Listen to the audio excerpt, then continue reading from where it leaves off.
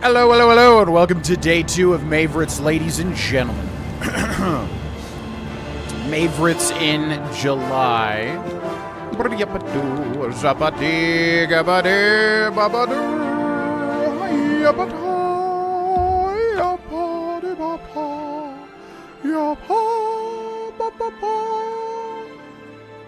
What is up, everybody? Everybody, yeah, yeah. Rock your body, yeah, yeah. Everybody. Thank you very much, whoever that was. Falker2222, thank you for the prime. Thank you very much. We should be good to go on everything. Thank you very much, Falker, for the prime sub. That adds towards our Mayvorites goal, which is currently going to be with that prime sub. 320 out of 400 towards the next incentive, and also if we hit 25, 5 more points, then we will do, we'll spin the wheel. I actually have the wheel active today, instead of the other thing that we were doing. Karaoke. It was too much singing yesterday, ultimately. Too much singing, basically. Take me to... Hold on. Wait here. Come on. What are we waiting for? Shut up. Shut up. All right, so welcome to day 2, ladies and gentlemen, of Mayvorites 2025, which we're doing in July because Mayvorites, because Oblivion Remastered came out in May. Basically.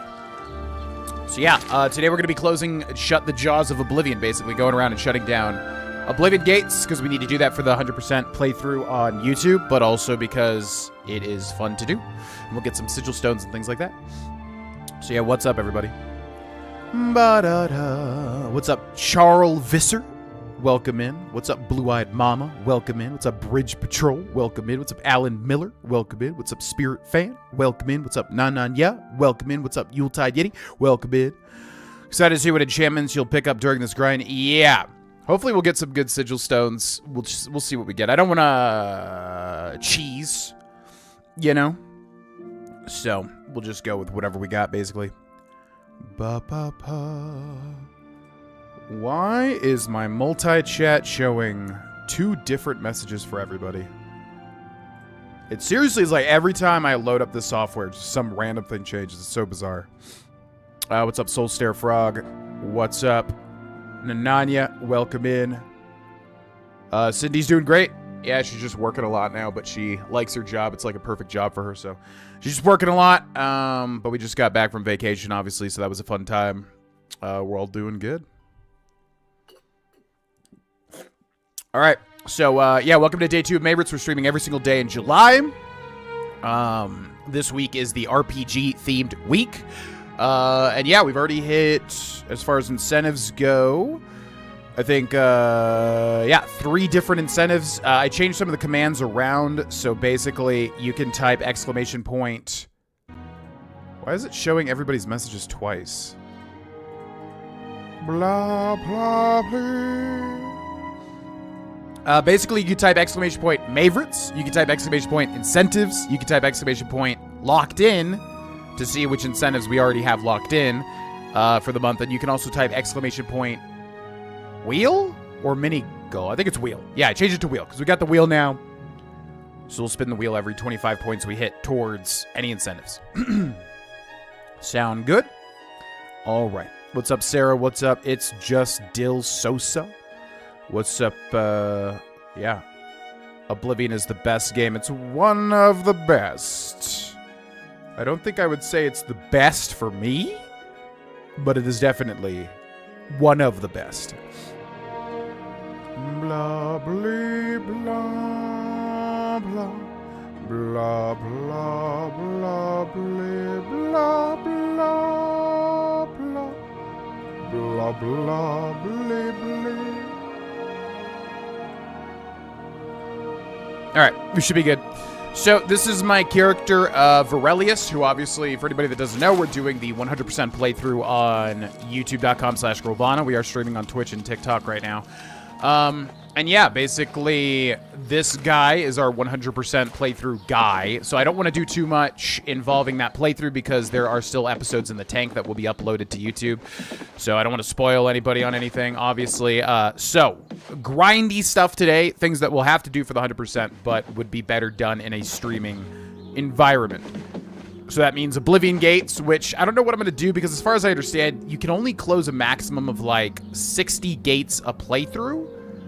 So I could close all of them. I don't think that really is like a 100% thing because most of them are randomized. However, there are unique weapons in one of the like varieties that spawn, basically.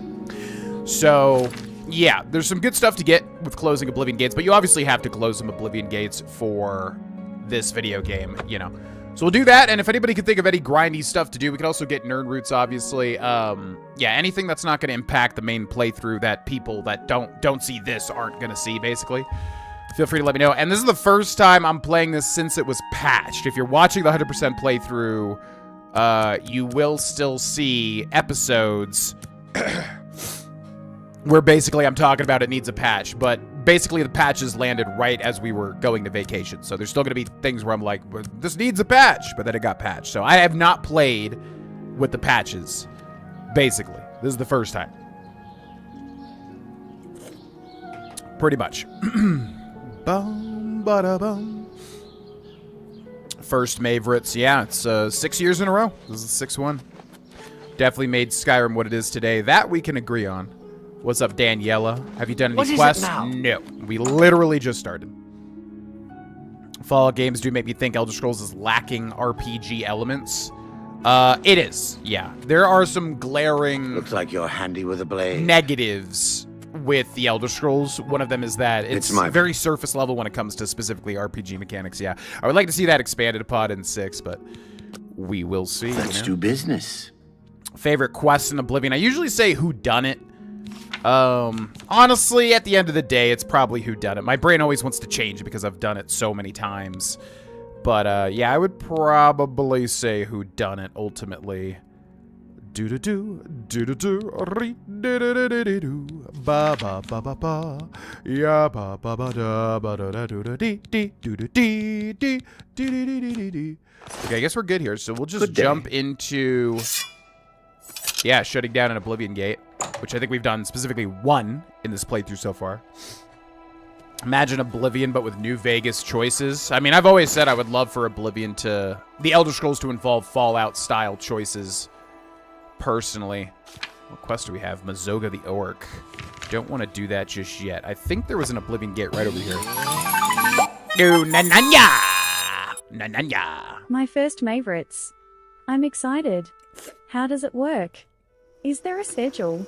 Will there be silly stuff? Smiling face with hearts emoji. Smiling face with hearts emoji. Smiling face with hearts emoji. I'm just curious. That was such a wholesome message, the way that woman talked. I guess we did this one. Huh. I don't remember doing that one. Yeah, I got you, Nananya. Thank you for the $7 donation. That does put us at a wheel spin. So I think once we do like an Oblivion gate, we'll do a wheel spin. I need to keep notes of stuff, so I'll just put that here. Yeah, thank you very much for the super chat. So basically, yeah, the lowdown with Mayvorites. Let me find... that was the one I was going to go right to. I forgot that we already did it. Where did... Okay, it's right here. Yeah, I don't think we did that one. So basically, Mayvorites is like, we have streamed every single day in May for the past 6 years, including this one. The only reason we're doing this one in July and not May is because the Oblivion remaster came out. So obviously, but man, I gotta get back into the swing of things, literally. Plan fear, get out of here, goodbye. Any more entities? Less? Okay, that does heal me good. Oblivion gate. Yeah, so basically we've streamed every single day in May for the past 6 years, including this one. The only reason we're streaming this one in... God, everything's so loud. The only reason we're streaming this one in July instead of May is because Oblivion Remastered came out in May. So we obviously switch gears to that. So basically, we stream every single day, and I plan out an entire schedule, 31 days of different things to do, pretty much. Yesterday, we beat Skyrim in one sitting. Today, we're going to be doing Oblivion Gates in Oblivion, because this is the RPG-themed week. Now, people often ask for a schedule. If it's an outcry, I'll do it. I'll release the schedule. I don't care. The thing is, like, a lot of the time I make changes just depending on how the week goes, so the schedule is definitely not, like, solidified just because one day, you know, there may be a release that I didn't realize or this or that, whatever. So the schedule is never, like, permanent, but, you know, if people just really want it, I could release it. And then basically on top of that, we usually have incentives, so if people support the stream in any way, like your $7 donation right there, everything goes to the same thing, which is the incentives, which this year we have 10 incentives. Pretty much 1,000 points, which is basically $1,000. If we hit everything, that would be that. But currently we're at, 327. So each 100 points is a new incentive. So you can type in !locked in the chat to see what we've locked in. You can type in !wheel to see what the deal is with the wheel, which is right over here to my left, which we will spin with your donation. And then you can type in !Mayvorites for an overview, or !incentives to see what we're currently working towards. So if we hit those, we'll do those events, either during or after Mayvorites. And yeah, outside of that, basically just a lot of different games and variety and all sorts of stuff. Pretty much. Sorry if I missed any chat. Everything is like doubling up and I don't know why. It's like everything in my chat is... Everyone's saying everything twice, and I don't know why that is. So let's catch up with the chat, and then we'll, why is this happening? I swear to God, man, it's so weird. Like, every day, something changes. So yeah, let's catch up with the chat, and then we'll do this, Oblivion Gate. Yo, CRPLS, thank you for the $5 as well. Yeah, and seriously, I want to say a huge thank you to everybody that supported so much. I mean, so far, obviously, we've already hit 3 incentives out of the 10, so huge thank you. We did hit the 1 during KOTOR, because I said we could hit 1 before time if we hit it during the KOTOR stream, but yeah, thank you guys very much. Thank you, CRPLS, for the $5 donation as well. No, that, yeah. So we'll do a wheel spin after we beat this Oblivion Gate 2. But let's catch up with the chat, which is difficult because, again, everyone that's saying everything it's posting it twice in my program for some reason. Yeah, we do have a question of the stream command as well. So any day you can type !QOTS like Spirit did there, and it'll ask the question of the day, which currently is, have you seen Avatar: The Last Airbender, and what are your thoughts? Because we talked about that a lot yesterday, and we've been watching a lot of that. Do an ESO playthrough. We've done some ESO. MMOs just aren't my thing. I mean, I would consider it, but probably like dipping my toes into it. Yeah, I love Fallout skill checks. I honestly think Elder Scrolls would do amazingly with that. I don't know why they haven't done it, to be honest with you, at this point in time. Glad you're enjoying it, Charles. Thank you for watching. Okay, so yeah, if anyone's got any questions, feel free to ask me. I know it's a little confusing. But, yeah. Okay, so there's one thing with the Wastes of Oblivion, and if anybody knows how to do this, let me know. Also, if I can add a... If I can add a quest here that won't... God, this still doesn't work? Like, if you press X to activate a quest after 2 patches? Oh, my lord, dude. I don't even know what the patch is added. Hopefully, we'll see the, benefits. But yeah, there is one Waste of Oblivion. So as far as I understand, every time you enter a Gate of Oblivion, there are like 8 different realms you can enter, like mini-maps. One of them has 2 unique weapons, and you can get it multiple times as far as I understand. So if anybody knows how to, like, know which one that is, feel free to let me know. Yes, we did watch more Atla, yep. Yep, Atla. Currently playing an Atla game on your iPad. Nice. Any favorite NPCs? Yeah, I would say Neloth, Serana, anybody with actual, like, characterization, which isn't too common in the Elder Scrolls, but Neloth and Serana are standouts, I would say. Dressed up my kid as Aang for his first Halloween. That's awesome. A waterbender. Yeah, I was going to ask what I wanted to ask this yesterday. What bender would you guys want to be? And yes, we did watch more. We're like on episode 19, I think, or so of book 2. So if it's like book 1, that means we're close to the end of season 2 out of 3. As far as me, what bender would I want to be?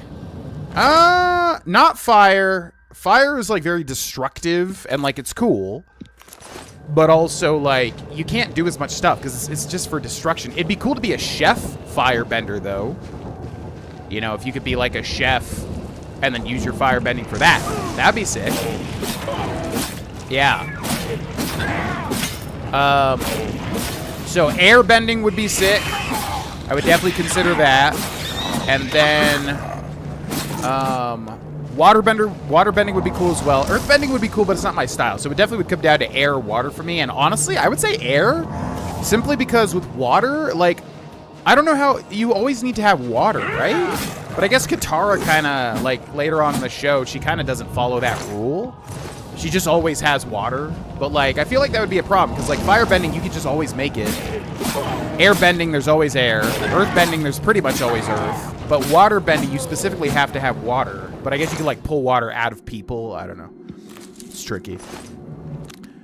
Role-playing game. Yeah, my friends have a D&D, tabletop role-playing game. I hate that this is doubling up the chat. It's like it's taking up my entire window. Why is this happening? I swear to God, man. Seriously, every time I open up this program, just like spin a wheel of just random things that change. It's so weird.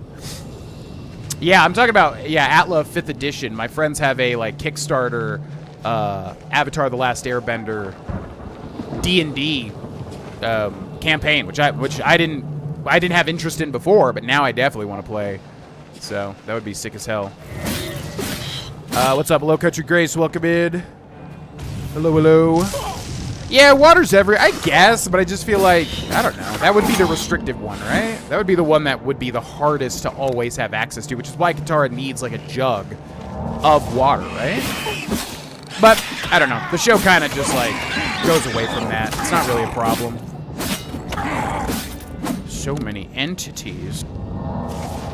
No, not Earth. I mean, I am stubborn like an Earthbender, that's true. But, I mean, Earth is very cool. Like, I do like a lot how Earth is portrayed in the show. But definitely, I mean, I would go water for the style, but I think air has the most, like... utility to it. You know what I mean? Like, there's always air. You could do so much. Like, I feel like air is genuinely, like, the strongest. And if it got really macabre, you could even, like, steal the air out of people's lungs and crap. And, like, I just feel like that's the most powerful. Yeah, I want to see how they change the bending, because they could do, I was telling Cindy, I was like, they could do so much with this. Like, in an anime setting, like, they could honestly make fights, like, over the top insane. Like, if the animation was on the level of, like, Jujutsu Kaisen, for instance. The secret energies of the human body have not surrendered their mysteries easily to you. You're now an expert with restoration, can cast expert-level restoration spells. Wow! That's so exciting. I can cast expert-level restoration spells. Oh, my God. George Washington's going home. Blood bending. Yeah, that's right, which we haven't seen that yet. I don't know if that's in Korra. I don't know where they are, because we've seen lightning bending, which is sick. Cindy and I have a differing opinion on, like, how lightning bending even works. Like, to me, like, lightning is not related to fire at all. I just feel like they were like, oh, we have to give fire a special one. Oh, lightning? I don't know. But to me, it's just, like, not even related. Oh, my God. Oh, my God. Wait. And then I know earth bending gets metal bending. Water bending gets blood bending, which is interesting. That's not really that related either. And then, what's the other one? Wait, what does airbending get? Oh, I don't even know that. Does airbending get a second subclass? I actually don't know that. Medically and not just for evil. That's true, yeah. I don't know if that's how they portray it, because we haven't seen that yet, but... What's up, Elder God? Welcome in. This is Varelius. Yeah, we're just shutting down some Oblivion gates as Varelius. Basically doing anything that's grindy that we need to do for the 100%.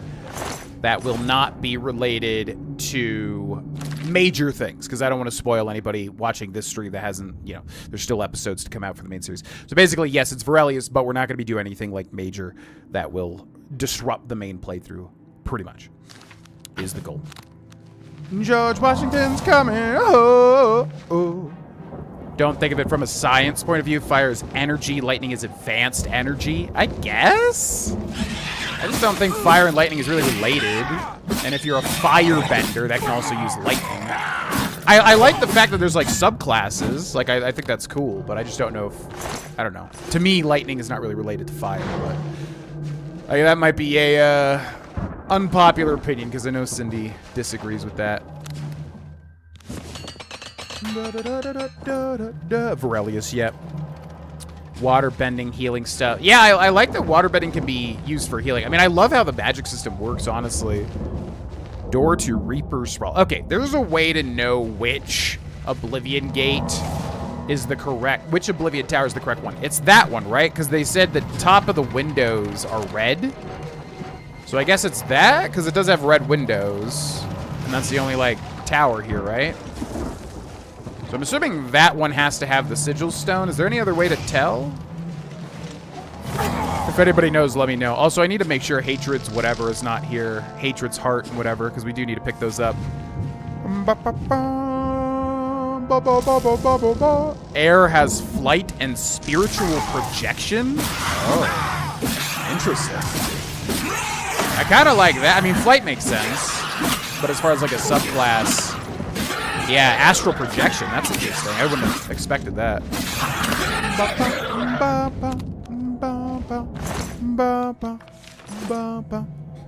Astral projection, traditions and way of life. Yeah, that's fair. I guess I'm coming at it from like a mechanical point of view, you know what I mean? Okay, let's make a save here. Let's see. Save 1, 2, and 3. How many saves do I have? I shouldn't have that many save. Oh yeah, I upped it to 6, I think that's why. Okay, new save. So there's a way to tell. What's up, Funky Ostrich? Astral projection a few times in the first season? Yeah, I guess so, with like the spirit realm and all that. That's true. What's up? Louis AG96. Welcome into the TikTok people. Thank you, Mac, for the 13 TikTok points. I have no idea what TikTok does with that stuff, but thank you. Okay, so Oblivion, Hatred, weapons. What's the deal with these weapons? Hatred Soul. Random Oblivion World 2. Yeah, with Hatred Soul arrows. Random Oblivion World 2 is a large-sized world, one of 7 randomly chosen Oblivion worlds. The Oblivion gate in front of the coral always connects to this world. When you step out of the gate... Oh. 2 leveled weapons and some base level loot. The weapons are there even if you have already been through this world before. You can acquire multiples. So how do you know if it's random Oblivion World 2?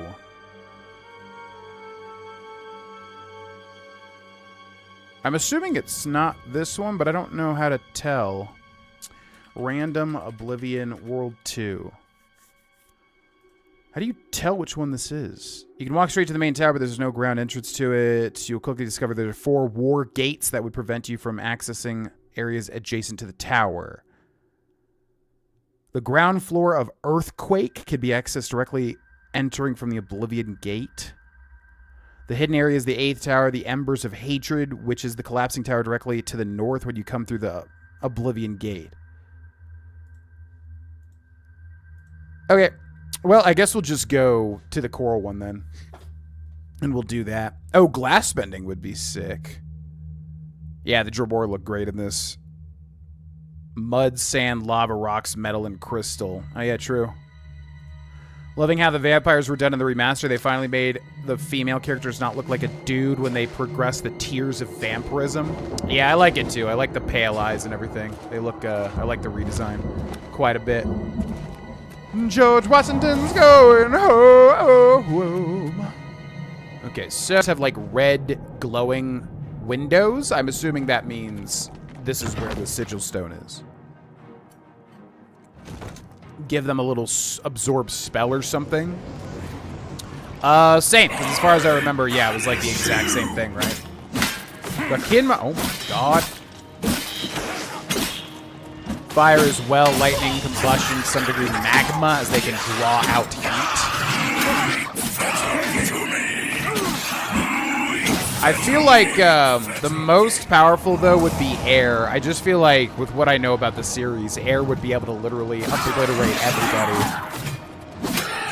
Because, like I said, it can get really macabre. I mean, you can, like... You can just draw the air out of someone's lungs and crush them. Same thing with water. You can just, like, take the water out of their body. I'm assuming the show doesn't really, you know, go into that because that's really macabre. But, like, firebending, you have to hit somebody with a spell unless you could work with somebody's body heat, I guess, which would be interesting. But, yeah, I just feel like airbending, unchecked, would be so overpowered. Stylistically, I would love to be a waterbender, but I just feel like airbenders are, like, the most utilitarian and powerful.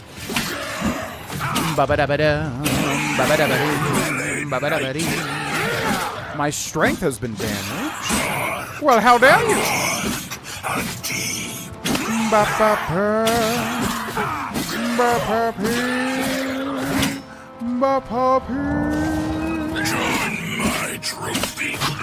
Join your trophy? What? No, I don't want to do that. Ring of Frost Shield. Okay, I need to turn off the adaptive triggers because they're causing too much resistance. Blah, blah, blah, blah. Adaptive triggers. Where are you at? I know you're somewhere. Difficulty level. Adaptive triggers. I know you're somewhere. I've seen you before. Toggle vibration? No. There. Turn that off. Yeah. They're causing too much resistance as I'm trying to cut down these Dremora. Alright, we gotta get to the top. Let's go to the top. The whole point is no element is more powerful. They all exist in balance. Okay, fair, but one's gonna be like the most power, like in the real world. I mean, well, okay, in Atlas, sure, because yeah, the whole thing is like the Tao and the Yin Yang and the balance and all that. That's fine. But practically, if bending was in this world, I feel like airbending would be the most powerful, honestly. Followed by earthbending probably, then fire, then water. Depending on where the water bender is. The hell are you doing? George Washington's going home. George Washington's going home. Get out of here, boy. Marking ass. Is that Markiplier in ass? Oh, you little jerk. You little jerk. Is the raiment of the Crimson Scar supposed to respawn in Deep Scored Hollow? I went back and gotten like 5 different copies that I apparently can't wear. Yes. Rude portal to the Gore Steeple? What the hell? Yeah, the raiment of the Crimson Scar does regenerate. I know that. I don't know if you can use it or if you can't use it or whatever, because I don't typically make use of things like that because they feel cheesy. But I do know that it respawns, yeah. Bum bum bum bum bum bum bum bum bum bum ba. Temperance of the 4 elements, it would probably be either air or water. I would be an air or water bender. Yeah, like I said, I mean, air you can just do so much. There's so many little fun things you can do as an airbender. It really just opens up the world a lot. I feel like fire is only if you're an evil guy, basically, because you basically have to use it to destroy. Again, unless you're a chef, I mean, that would be cool. Like a chef firebender.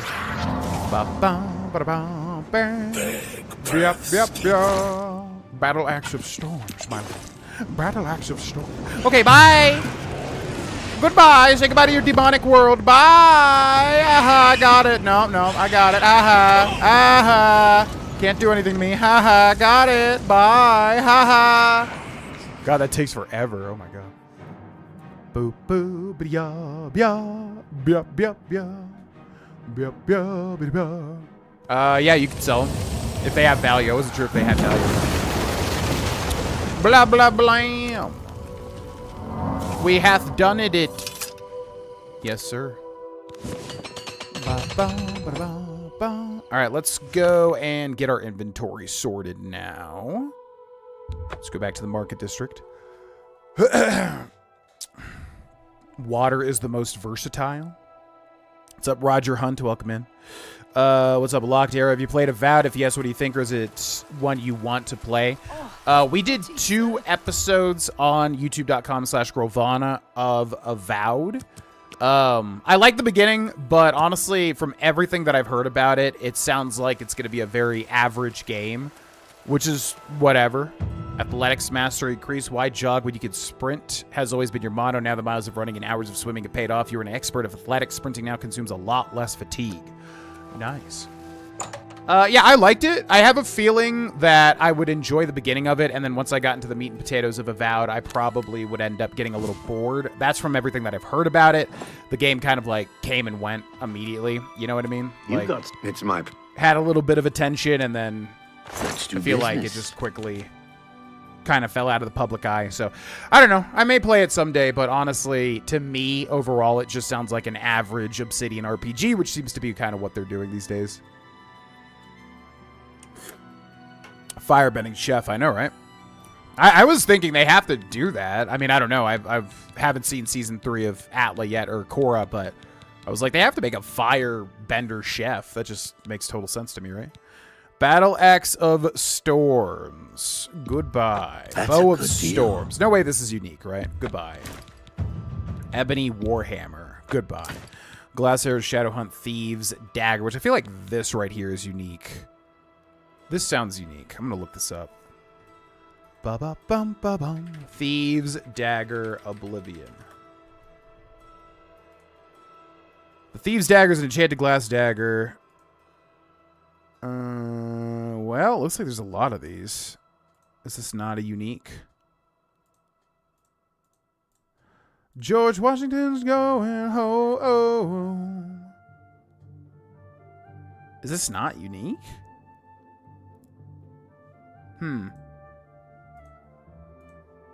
I guess it's not. I'm not seeing anything about it. All right. Goodbye, Thieves' Dagger. I mean, again, as long as we have it on our inventory at some point, I count that as like, you know, we had it. You know what I mean? Gold trim shoes. Ring of Frost Shield. A Ring good of Grey price for a Deceiver's good Finery. customer. Bunch of stuff there. Let's take a look at Misk. Baba. Okay, then we just got this Sigil Stone, which is what? Absorb Magicka on Strike, Fortify Magicka on Self. Not bad. Not too shabby.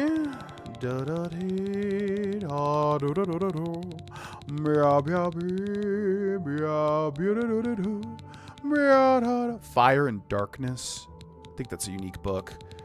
All right. Tell your friends. Goodbye. Goodbye. All right, let's go drop all of our unique stuff off. I'd fit into either earth or water. Personality of an earthbender, but I also like the cold. I like the cold too. I'm all about water these days. My current like sorcerer in D&D is a pirate water themed sorcerer. Actually would fit perfectly in the Atla world, funnily enough. Yeah, I'm all about that. But power-wise, like I said, I think airbending would be the best. I probably have the personality, yeah, of an earthbender, I would say. Agreed. No problem locked.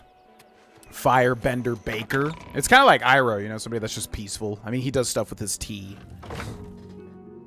Are you still enjoying eggs for breakfast most mornings? I need to add more protein to my diet. Yes. Yeah, I need to do an updated video for the Patreon. Because, yeah, I am eating eggs and bacon every single day, pretty much. Didn't do it today because I'm out of eggs. Sydney basically gets, like, really good quality, super discounted eggs from her job. So she supplies me with the eggs. But, yeah, basically, all I do is I put a pan on, put the heat to 3, put some bacon strips inside. The bacon cooks. Then I take the bacon, put it on a plate. And then I take the onions and cook it in the bacon fat. And then I, take 3 eggs, crack them, whisk them with a fork now, which was a huge tip. Then pour them in when the onions are done. Mix it all together. And then add like basically a 1/4 of a cup of cheddar, shredded cheddar. And it is divine. Also salt and pepper at some point too. And it is divine. It's like, I have not gotten sick of it still to this day. As far as like my morning routine. Bum, ba, ba, bum, bum, bum. All right, so any unique armor here. Bum, bum, bum, bum. We gotta sell all this stuff to a fence, ideally, too. Bum, bum, bee, bum, boom. Jewel of the Rumaire. What's our other ring? The Black Band, my lord. The Black Band. Detect Life. Ring of the Great. I don't like any rings with Detect Life, so I will store you. And then we got weapons over here. Okay,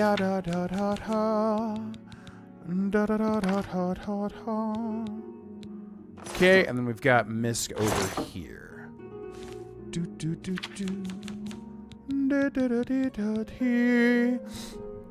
How do you like your eggs? Scrambled. I'm not a fan of eggs, like, at all, outside of scrambled or, like, a basically, like, perfectly done omelet. I'm not even a big fan of omelets, to be honest with you.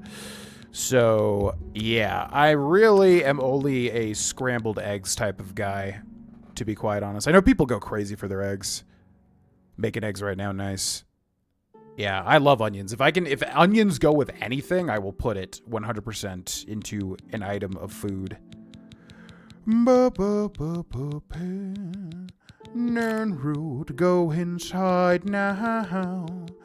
Poison apple, poisons, potions, poisons, potions, poisons, potions. I'm gonna store the vampire dust too because we need those for something else. And then anything here. Yarn, Wilkins stone. Sigil stones weigh how much? You could probably keep those, it's fine. Pour over coffee. Yeah, I drink coffee every morning too. I hate that it's doubling up these messages, taking up the whole chat. Why is it doing this? It's so annoying. Ba, ba, pa, pa. Oh, welcome in, Puchiha. I don't know what a poached egg is, to be honest with you. I'm just not an egg person. Ultimately, eggs really... I don't like the taste of eggs outside of, like, scrambled with a lot of, like, mix-in type stuff. Ba, pa, pa, pa. Da, da. These are not quest related. Liar. Da, be, ba, ba, ba, ba. Ba, ba. House wall. Okay, let's store all this stuff. Da, da, da, da, da, da, da. Da, da, da, da, da. You seem like an onion enjoyer. I love onions. Any type of onion, more onions the better. May all your bacon burn? What the hell? That's a curse of the nth degree.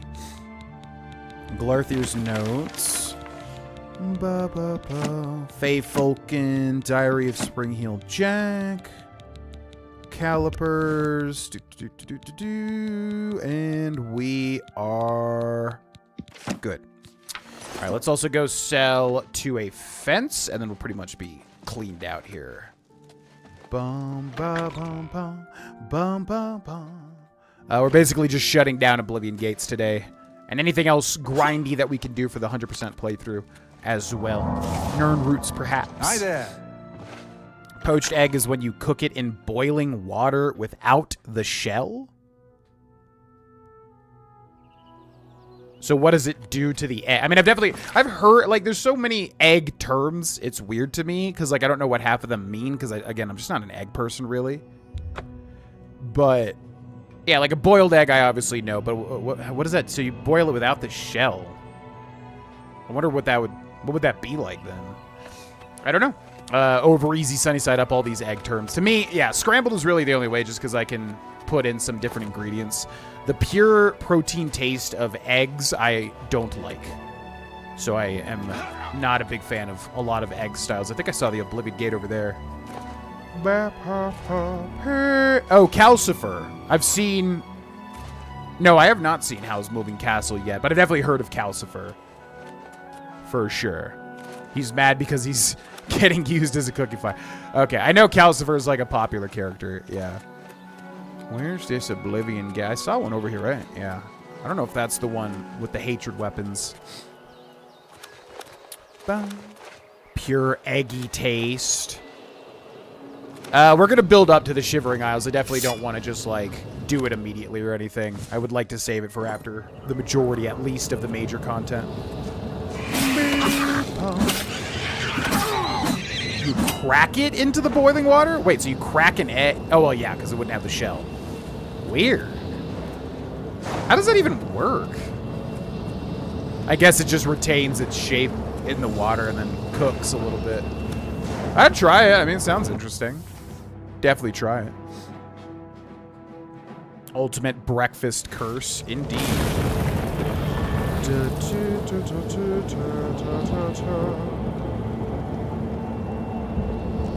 How do I make YouTube stop doubling up? Show timestamps, highlight mods, and @ mentions. Don't do that. Reduce the font size. Why are you doing this? Why? Why? Okay, so let's make a save here. Save number 5. That works. All right, so we hit a mini goal. Thus, we will spin the wheel. Let's spin the wheel.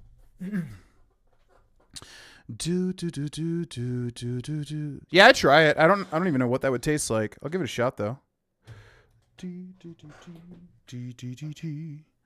But for me, yeah, it's usually just scrambled, because in scrambled, you don't really taste the egg yolk or anything. You just kind of taste scrambled eggs, right?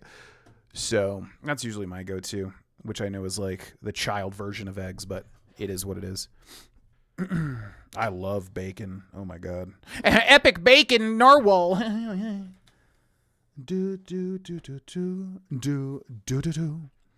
Vortex in the water to keep the egg together. Interesting. Swirl the boiling water. Okay, I want to try making that. Huh. Maybe I'll do a Patreon video, because we did an eggs and bacon morning ritual video for the Patreon before. Maybe I'll make an updated trying a poached egg for the first time video. All right. So thank you to everybody supporting the stream. We have a wheel spin, thus we will spin the wheel now. Most of this stuff will work. Some of this stuff, yeah, I think it all will work now, because this was made from before. So let's spin the wheel. Here we go. Yeah. That was a bitch-ass spin. Yeah. Much better. You know what? I don't like how that spun, because I tightened up the knob back here. It didn't really give like a satisfying spin. Righty-tighty, lefty-loosey. So it would be this way to loosen, right? I want a good spin.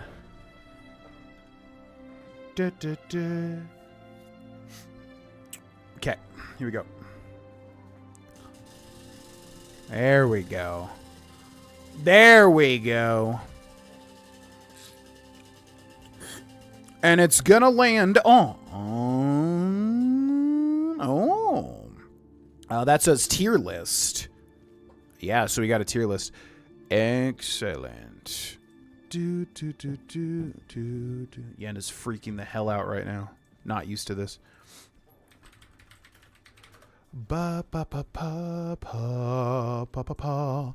So let's go to tier list and take a look at what some popular tier lists are.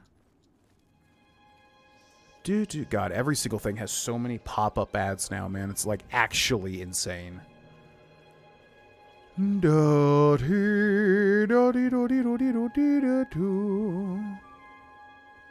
Okay.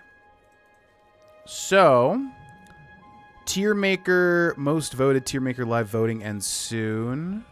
Would you like to visit these countries? Would I name my kid Kendrick Edition? The usability of, Hear me out? Oh, that's interesting. Hear me out? Would you have relations? Oh, God, half these people are kids. What? Ew. It's like a Disney Hear Me Out tier list, like Smash or Pass, basically, but half of them are children. Yeah, no, not going to touch that one. Good with that. Would I name my what? Kid Cudi song? Okay, this website is a trash heap right now. Bro, I'm just trying to look at, like, I'm trying to just look at some, like, fun tier lists to do. Female cartoon hotties. Okay, are they children or women? Oh my god, there's like 50,000 of them. Cartoon Network programming.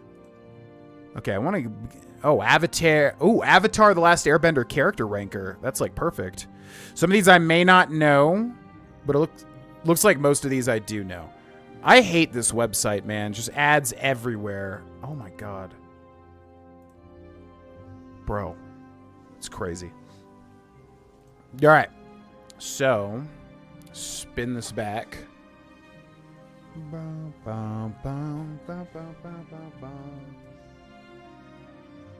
Get this back in the right. Get down here, freaking web camera. Egg tier list. Okay, hopefully this works, because this website is kind of cancerous, to be honest with you. All right. Avatar: The Last Airbender character ranker with ads literally everywhere blocking. Like, Jesus Christ, man. What happened to the internet? Go away. Where's the characters? Okay. So we got S, A, B, C, and D tier. We'll put this as F, and then A, B. We'll put this as like, yeah, that's fine. Okay, so Aang is awesome. I love Aang. I love that he's a main character that's powerful, that also... he has some flaws, like the episode where he wants to find his friend. He gets very angry. I like Aang a lot as a main character. And usually, like, especially animated pro tags, I actually hate a lot of the time, but Aang is awesome. S tier. Appa, yip. I know everyone's like, you know, everybody, heckin' cutie, heckin' wholesome chungus would put him in S, but honestly, legitimately as a character, being an animal companion, I'll put him in A. He's not like S tier, I don't think. I know everyone and their mother's gonna put him in S. I put him in A. Azula is an utter psychopath, but she's a good villain. I like her as a villain. I like the villain so far. I'm gonna put Azula in S so far, and I haven't seen like the end of her story and everything, but as a villain, I'm putting her in S tier as a villain. She's cool, and she's got blue fire, which I like that it differentiates from the red fire, and also she could use lightning. I don't know who this is. Who is this? Does anybody know? This is going to spoil you. I mean, if I don't know the characters, I'll just put in don't know. Add a row below. Don't know. I don't know who this man is. So I'm going to put in don't know. This is the My Cabbages guy. He's just a meme guy. I mean, he's funny. I'll put him in B. He's just a meme. He exists to be a meme. That's Sokka and Katara's uncle. Oh, he only showed up for like a second. Yeah, he was good. I mean, he's like barely in the show though. I'll put him in. Was he? Yeah, I honestly don't remember. I might have been like looking at something else while this scene. I feel like he was in like one scene. I'll put him in B. He was cool. I don't really remember much about him though. Oh, I love Attack on Titan. It's great. I have no idea who this man is. I feel like that's a season 3 guy. I don't know who that is at all. This is the guy that what? These are some deep cuts. This is like the guy that steals, messes them up in the desert, right? I mean, obviously F tier. This guy sucks. Monkiatsu, what's his name? This is like Aang's teacher. S tier, definitely. I was telling Cindy, I love that he's like, I love that Aang gets his whimsy and character from Gyatso, and Gyatso is like, he's an old monk, but he's not a typical like stoic, like there's no emotion allowed Jedi type thing. He's just like, you know, he's a good guy, and he's got like actual character, which I like. This guy, I don't know who that is. This guy, I don't know who that is. This guy, I don't know who that is. I feel like a lot of these are season 3. Uncle Iroh. Most people are going to put Iroh in S tier, and I will as well. Yeah, Iroh's great. He serves as a foil to the typical Fire Nation, like constant aggression and villainry. He's awesome. He's obviously, you know, a goated character. Everybody loves him to death. He's your typical, like, stoic, wise uncle. Not stoic. He's very, like, what's the word? He's, like, charismatic, but he's sweet. He's like a sweet old man. That are goated is hilarious. Yeah, I don't know who these people are, to be honest with you. Squid Game and Grey's Anatomy. That's an interesting combo. Everyone is an Iroh simp, myself included. Iroh's fantastic. Yeah, I'll put him in S tier. This is the fire guy. What's his name? Jung, the fire teacher. Who is this guy voiced by? He was voiced by somebody that I knew. This guy kind of sucks. I don't like that he's like, I'm a fire master, but fire burns I hate people. I hate characters like that so much. I hate characters that are like, I have power, but I don't want to use it. Shut up. Give it to somebody else, then that will actually make something happen. I hate this guy. This guy goes in C tier. He's not as bad as F, but he sucks. Jet also sucks. This guy's really annoying. Don't like Jet. He's an antagonist. I would put him in B tier. He's not even really that great of a villain. I honestly just don't really like him all around. Yeah, the show is great. Combustion Man. Okay, don't spoil anything that's in season 3, because I have not seen season 3. We're about to end book 2. So I'm assuming a lot of these characters I don't know, like down here, are in season 3. So please do not spoil anything for that. Yeah. But I didn't read the rest of that comment, so it's fine. This is the girl that Zuko has a date with. She was cool. I don't know if she was very, like, short in the show. I don't know if she gets anything else. She was cool, though. I'll put her in B tier because she comes on a little strong. She, like, basically falls in love with Zuko, like, instantly. Oh, what was her name? She's like a weird... This is where shit gets really weird. She was like a brainwashed servant of the Earth Kingdom. I like that she's creepy. I'm gonna put her in A tier just simply because she's creepy as hell, and it's funny. Started season 3 because it came up and I needed to pick a tier list, and we were talking about Outlaw a lot, so I figured it'd be good. I watched Squid Game. Yeah, I like season 1 a lot, but I honestly think it should have ended there. I feel like going into season 2 and 3 is kind of milking it a bit. June? Yeah, that's her name, right? June, yeah. Yeah, I liked her. Oh, no. That's June. What was her name? I forget what her name is. Something with an L. Yeah, June. Badass girl, hot as hell, riding a mole with a whip. I mean... yeah, as far as like a one-off character, obviously S tier. Katara. Katara's fine, but out of like the main crew, she's definitely my least favorite. I'll put her in A. Yeah, Katara's like fine. She's a little annoying at points. Cindy pointed out she's kind of the mom character, which, yeah, shut up. I'm gonna put her in A. She's not my favorite. Boomy is definitely S tier. I love that he just Fs with everybody. Doesn't give an F. Coca-Cola can and a Pepsi in a Coca-Cola can. I mean, you can say whatever you want, Nananya. I'm just saying, please don't spoil anything in season 3 because I haven't seen it yet. Basically. Earth Kingdom Man, we just saw him. He's a little bitch. The fact that he allowed his entire kingdom to be basically controlled by other people is really dumb. Go away! God. I hope there's like a better like website for this. This is just like seriously ad. Like, are you kidding? Anyways, Earth Kingdom guy, yeah, he's a little bitch. He lets his whole kingdom be controlled. I understand they kind of did that to him, but like still, it's like, come on, man. And then he's like, I don't believe you, Aang. I'm not gonna, you have to show me all the proof that they're doing bad things. Shut up. Don't like this guy. End of, yeah, he goes in C tier. Is this Kyoshi? Yeah, this is the actual Avatar, right? From what I've seen, she hasn't really been shown too much, but she's had a couple of scenes. From what I've seen, definitely S tier. She's badass as hell, and I love the makeup. Definitely S tier there. This is the, yeah, the main Earth Kingdom bossing, say, bad guy. I forget his name. He's a decent villain. I'm put him in, like, B tier. He's not, like, an amazing villain, but he's all right. Longbow, or whatever his name, whatever. He's there. C tier, I guess. May, who's got just the throwing knives constantly. She's cool. I like her. I'll put her in B tier.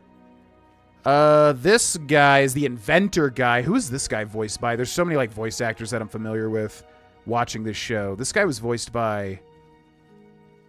oh, who was he? He's in Skyrim, I think.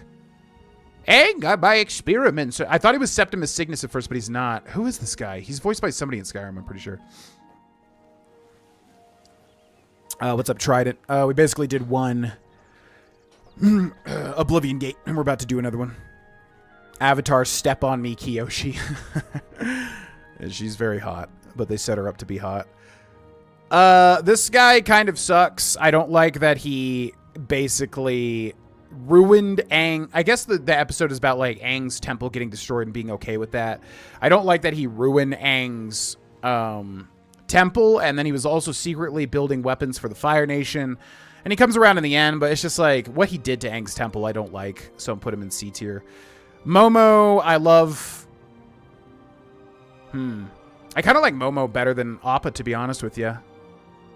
I'm going to put Momo. He's an S tier pet. I think he's above Appa for me, which I know is like sacrilege, but I love Momo. He's so funny. I think this must be the Fire King. We have not seen him revealed yet. He's been talked about a lot, so I'm going to put him in Don't Know. He's obviously set up to be the big bad. This is the mean waterbender teacher. I like how his story wraps around, but he's kind of an antagonist a bit. I'm going to say for this guy, he is B tier. He's interesting. I do think he kind of comes around a little too easily where he's like, now I'm a good guy. It's like, okay, but he's kind of an asshole. This guy, I don't know who that is. I don't believe a lot of these guys are season 3, definitely with the Fire Nation. This is the big guy from Jet Squad. I mean, whatever. He's there. I'm going to put him in C tier as well. This is Roku, right? This is Roku, the fire avatar that preceded Aang. Roku's sick as hell. Yeah, he goes in S tier too, for sure, from what I've seen. This is Smeller B. Smeller B gets a little bit more than the other Jet Squad because they're characterized a bit more. Sokka, my favorite character, definitely goes S tier. I love Sokka. He is literally B, and I love him. He's so funny, and his voice actor is phenomenal. Don't know who this man is. This is Suki, right? The follower of Kyoshi. She's cool, too. I'm going to put her in A tier. This guy looks familiar. Who is this guy? Who is this guy? He's from an episode, but I'm not remembering. The Fire Lord's voice? Oh, no. I don't think I've heard it too many times, honestly. Yeah, we just started stream like an hour ago or so. Oh, wheelchair. Oh, he's the wheelchair kid. Yeah, he was all right. I'll put him in like B tier. He's fine. He's whatever. The Boulder, which I thought going into this show, the Boulder was literally going to be like dumb as hell, and that was going to be his personality because I know he talks in third person, but he's actually like a Macho Man Randy Savage guy, which I didn't expect. So I'm going to put him in A tier. The Boulder was funnier than I thought. I didn't realize he was going to be like a Macho Man Randy Savage wrestling guy. Who is that? Is that another Jet Squad guy?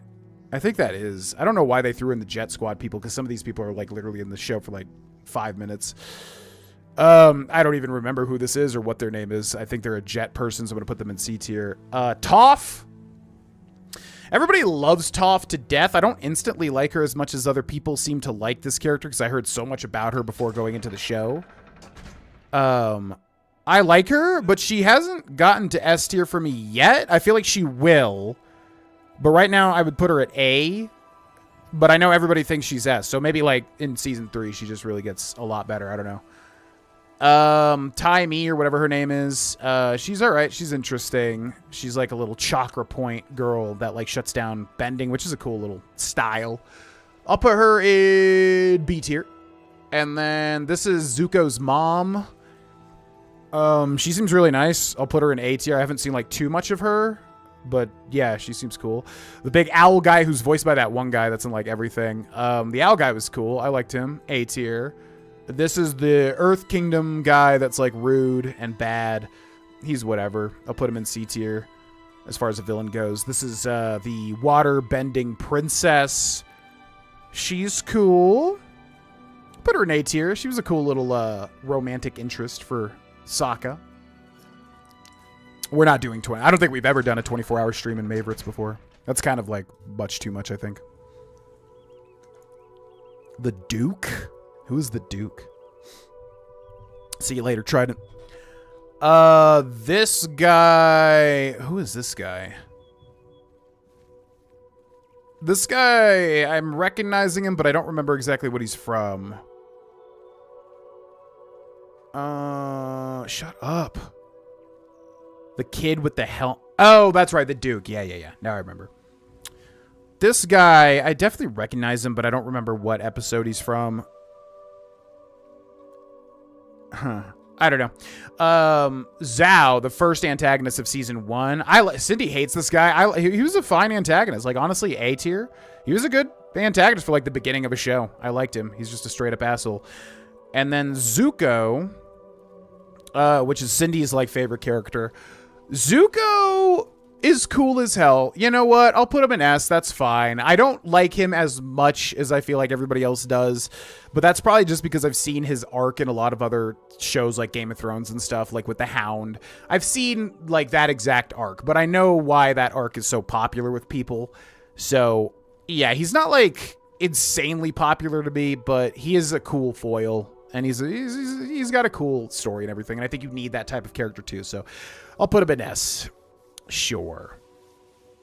Toph's introduction episode, the Earthbender teacher. Oh, yeah, he's pretty minor, right? I don't even remember his character. I'll just put him in C.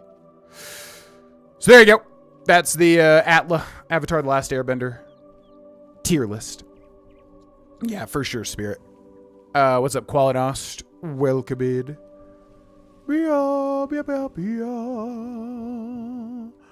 I guess we'll post these. Oh, I didn't even post that I was live on Twitter. I just forgot. I guess we'll post these on like Twitter. I'll just do like a big Mayvorites thread, I suppose. Okay.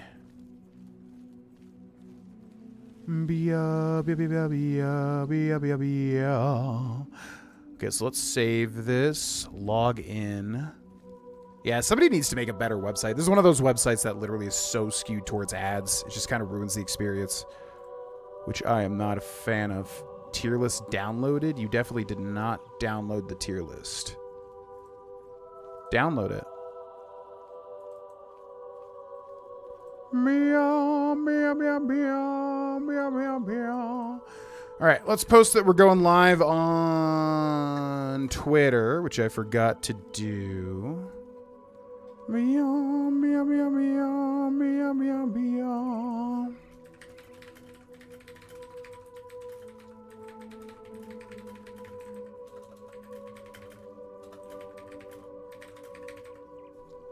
Meow, meow, meow, meow, meow, meow, meow. Meow, meow, meow, meow, meow, meow, meow. Do do do do do do do do do do do do do. Okay. Yeah, thanks to everybody that supported the stream so far. We'll spin the wheel every 25 points towards our incentives, FYI. And there's a lot of stuff up there. I'm going to go to the bathroom real quick. I'll be right back. Thank you for watching.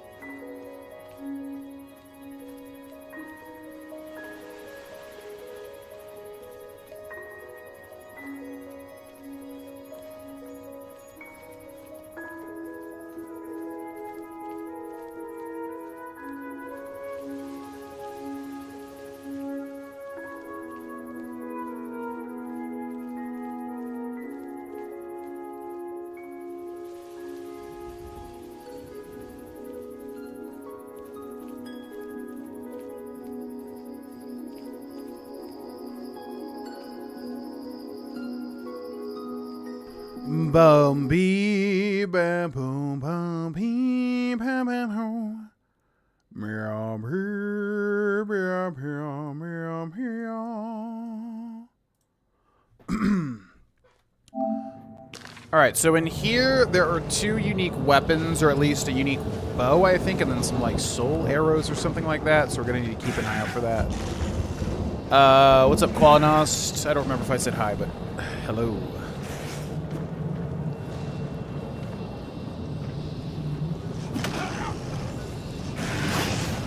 Hold on, I'll be with you shortly.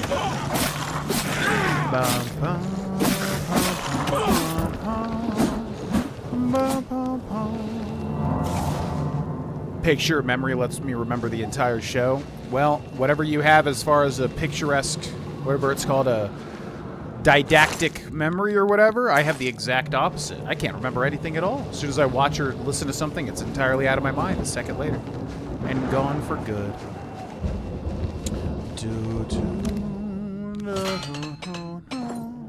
Did you enjoy the episode Zuko Alone? I remember that title. That was the one...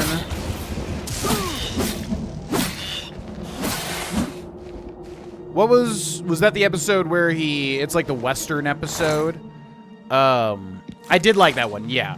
But like I said, I think I'm a little spoiled because there's literally a very similar type of situation.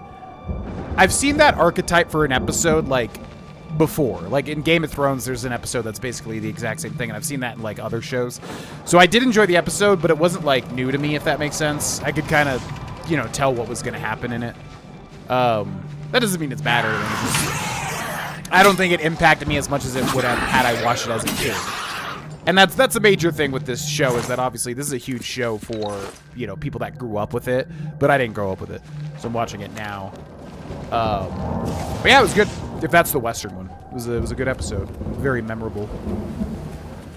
Okay, so one of these places here, I think it's called Earthquake, should have the unique weapons. Eidetic? I thought it was a didactic, or maybe that's referring to reading. I thought it was like a didactic memory or something like that.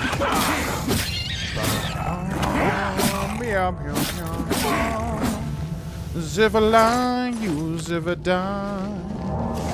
When you zivadine. What is this? Reaper Sprawl?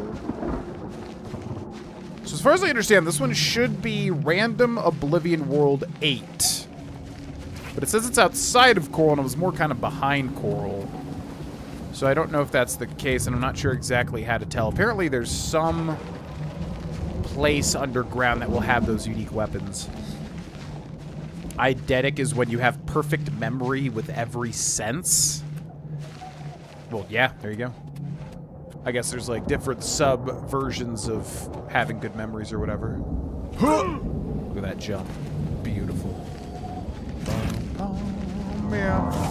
Door to Meat Harbor? Alright, what is this? This is like a very confusing thing.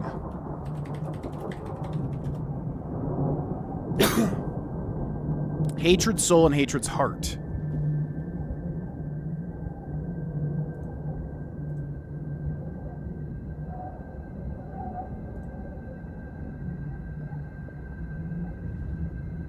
In front of Core? I mean, it's not really in front. Surrounded by 6 additional towers. Named after disasters? Peripheral towers are named after disasters. Man, I don't know if I've ever even once done that. So apparently there's like a tower surrounded by other towers, and they all have like specific earthquake or whatever. So we're looking for earthquake, but it doesn't seem like this one is Oblivion Random World 2. Because they're definitely not named after natural disasters. So yeah. I guess we'll just have to keep going until we find one that has that naming convention. George Washington's going ho. Photographic memory, yeah. Photographic memory is perfect only for visual memory. I didn't even realize there was this many like subclasses of being good at memory. Yeah, photographic, and then I think there's like, I think deidetic or whatever is like when you read something and you can remember every word that you've read or whatever like that. Anyways, all of those things I don't have. I have whatever the exact opposite of all that is, pretty much.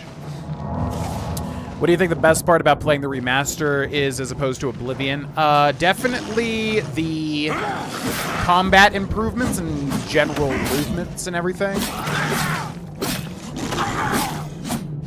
Yeah, the way that they tinkered with the skills and gave you actually, like, interesting new abilities, you know, for instance, this little dash here, you know, the little tiny combat improvements and movement improvements and everything like that.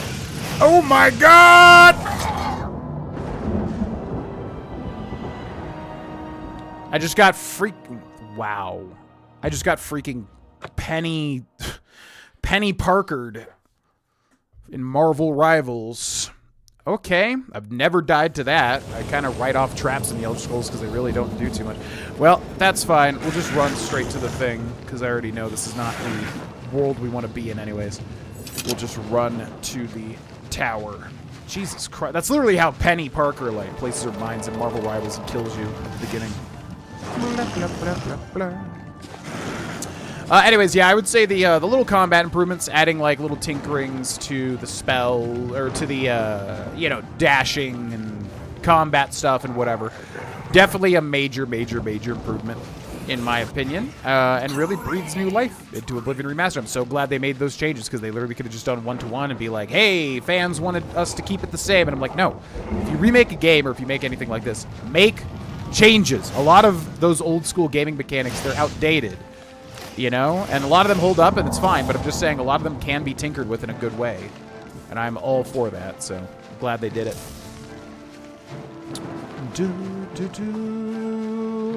Traps in Oblivion actually do damage. I can tell. My god, no! Not again! What the hell? I didn't even see them on the ground. Oh my god. Disgusting. Actually disgusting. Alright, let's keep an actual eye out for that. I've never played Oblivion, but played ESO and Skyrim. Do you recommend getting this game? If you've never played Oblivion and you're talking about Oblivion Remastered, yes, definitely. I think it's definitely worth playing in this day and age, especially with a remastered sheen over it. You can play the original, too. I mean, I honestly think Oblivion holds up. Morrowind's a little harder to get into if you've never played it. It's definitely older. But for Oblivion, yes, I would say it holds up. Especially if you're playing the remaster.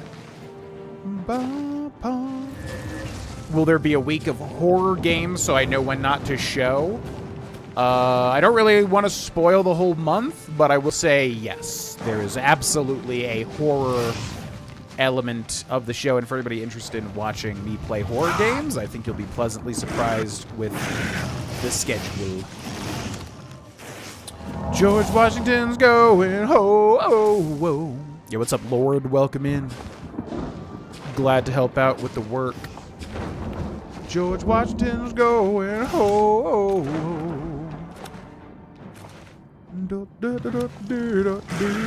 What a time to read the trap comment. Yeah, I don't think I ever give Oblivion or Elder Scrolls traps the time of day. But apparently these little floor mines are actually something to be trifled with. Blah, blah, blah, blah. Blah, blah, blah, blah, blah, blah. Where the hell is this going? Huh? Dead end? Da, da, da, da, da, da, da. Ermagerd? I know this doesn't literally just lead to a dead end, because what in the hell would be the point of that? Ba, ba, ba. Ba, ba, ba, ba, ba. What? It makes no sense! Waste of Oblivion.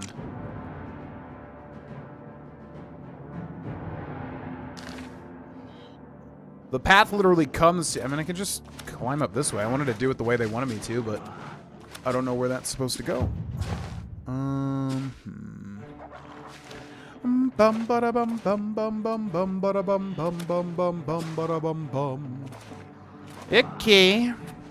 Don't know exactly how they want me to navigate this particular plane of Oblivion, but we'll do it the hard way, I guess. I always struggle with Morrowind. I have no idea why they thought having hit chance in a game that wasn't turn-based was a good idea. Yeah, it's not very conducive for a video game, in my opinion, trying to have, like, hit die in, like, a D&D, you know, style game with a action game. It's a little counterintuitive. I don't mind it, because I know Morrowind has a ton of good stuff to offer, i.e. the story and the world. So I could push past it, but if someone's trying to get into it for the first time, yeah, it's definitely a little odd. For sure. Spider Daedra. I hate horror games. Yeah, no worries. I know it's not everyone's thing, but there's a lot of great ones that I've yet to play that I'm excited to play. It should be a fun time.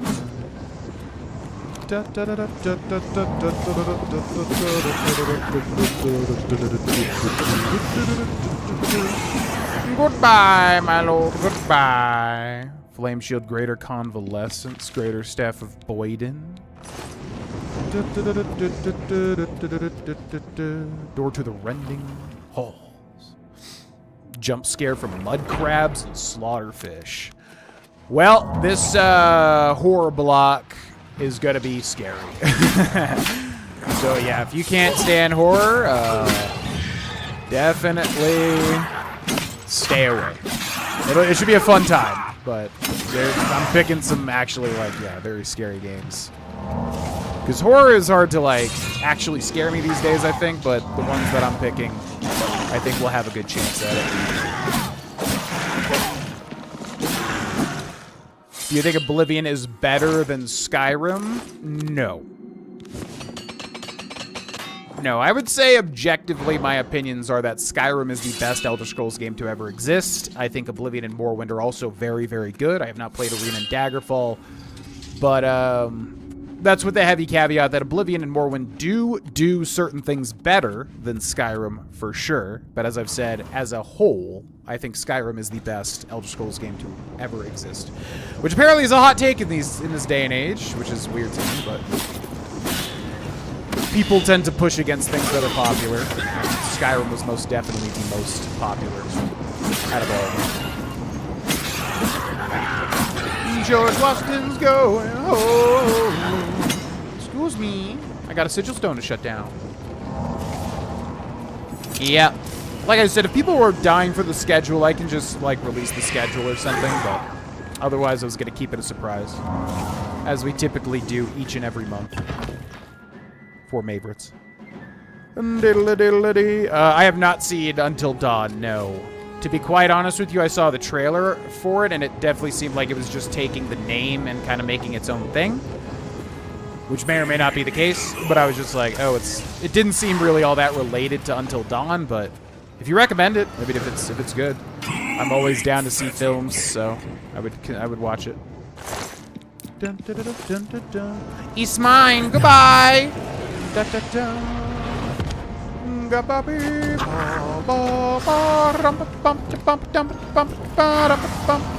It's mine. Haha. Goodbye. Your world is destroyed.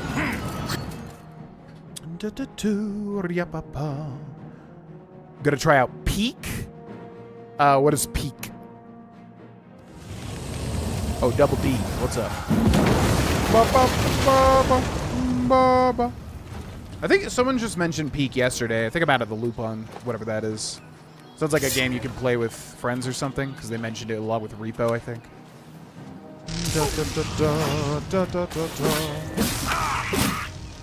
Yeah, I don't know. I'm always playing different games, but it kind of sucks not being able to play, like, current contemporary releases, because people always ask me about, like, new releases and stuff, and a lot of the time it's just like, I don't know where to really fit it in, you know? Because we've got so much other stuff going on. Usually big RPGs and playthroughs, so it's a little tricky to, like, fit in all the new stuff. If I return to streaming consistently, I mean, then obviously we'd have a lot more leeway in that fashion. George Washington's going home. Okay, so that's definitely not the Oblivion gate that is outside of Coral. So do we just not... Did we already close down it? Because that would suck. What does Oblivion offer better? Because I'm on the edge of getting this game. I think overall, Oblivion So if you've never played an Elder Scrolls before, basically, you know, Bethesda likes to set it up in guilds, right? You have like the main quest, you have usually 4 guilds or so, and then you have like side quests and everything else. So Oblivion follows that too, and I think people usually consider Oblivion to have the best overall guilds. So an Assassin's Guild, a Thieves Guild, which I would agree. I think they are better in Oblivion. I think they are the best in Oblivion. So, yeah, if you're looking for a quest line to go through that's going to be very, you know, fun and interesting, especially if you haven't done it before, then Oblivion excels in that area. Also, the DLC, the Shivering Isles, is the best Elder Scrolls DLC, bar none. And purely, it's worth it on that front alone to play Oblivion, just to go through the Thieves Guild and the Dark Brotherhood guilds for the first time. Even the Mages and the Fighters guilds, but they're not as good. And then also to do the Shivering Isles for the first time as well. It's purely worth it just based on that. So I would definitely recommend it, but, you know, you got to make that choice for yourself, obviously. Okay, where is...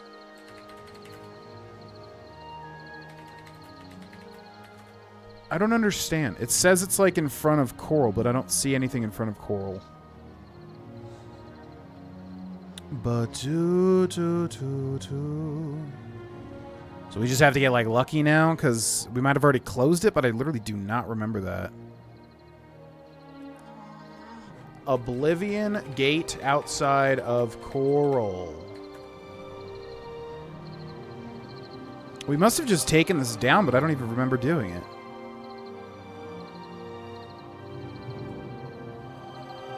And there's like no images for this. A gate to Oblivion. Yeah, it's literally like right out front.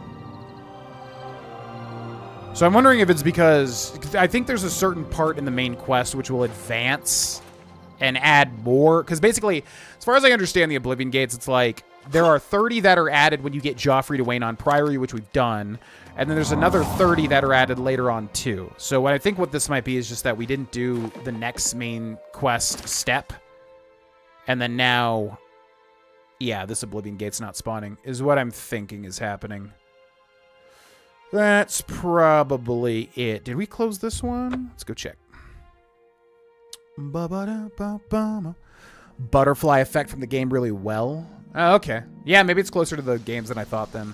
Just from what I saw, I thought it wasn't really related. And I was like, well, I don't care if it's not related to the game, you know? Blah, blah, blah, blah, blah. With friends. Yeah, I'll look into it. I don't really know anything about it. Based on the name, it sounds like you're trying to climb up to something with friends, kind of like chained together.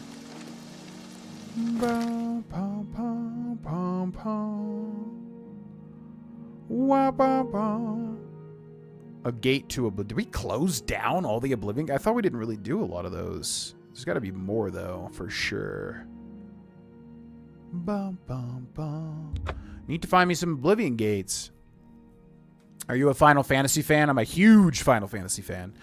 Yeah, Final Fantasy IX is my favorite, and I've played most of all the others. The only big 2 that I haven't played are Final Fantasy X, which I know everybody loves, but I never played it, and then Final Fantasy VI, which I know everybody loves, but I never played it. Outside of that, I've pretty much done all the classic ones. There's still a few here and there, but those are like the popular ones I haven't played.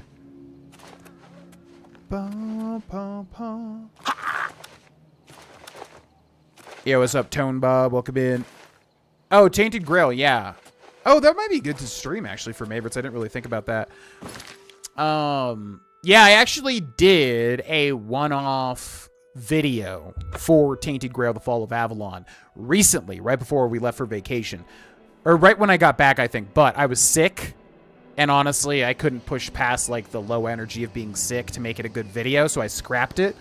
But I was considering doing, yeah, Tainted Grail like first look. That actually might be good to like dip my toes into in Mayvorites. I don't remember what's scheduled for tomorrow or the next day, but yeah, I do want to check that out. Prefer Starfield to Skyrim? Now that's a hot take, but fair enough.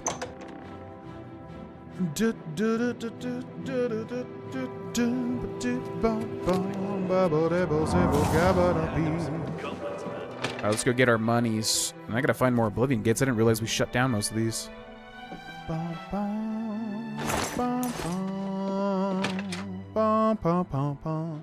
My dungeon master tried to get me to play the online Final Fantasy, didn't stick. Then I got FF7 PS1 as a gift, but I haven't tried it. Yeah, if you're new to FF, they're so different. So the online one is 14. It is no what? I want you to head out and plunder. Of course. Yeah, the online one is FF14, which I have not played, but that's an MMO, so it's very, very different. It's just a typical MMORPG. The classics are 7, 8, and 9, which to me, like, knowing about you, Nananya, I would bet you would love 9, and you can play them in any order you want. 7 is, like, the most popular probably of all time. It's the really, like, grungy, edgy, steampunky kind of dark story, and it's great.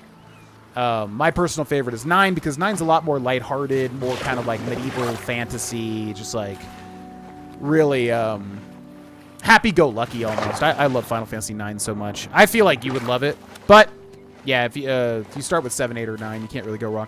8's kind of the black sheep though. 8's kind of different. A lot of people don't have 8 as their favorite, but it's still good.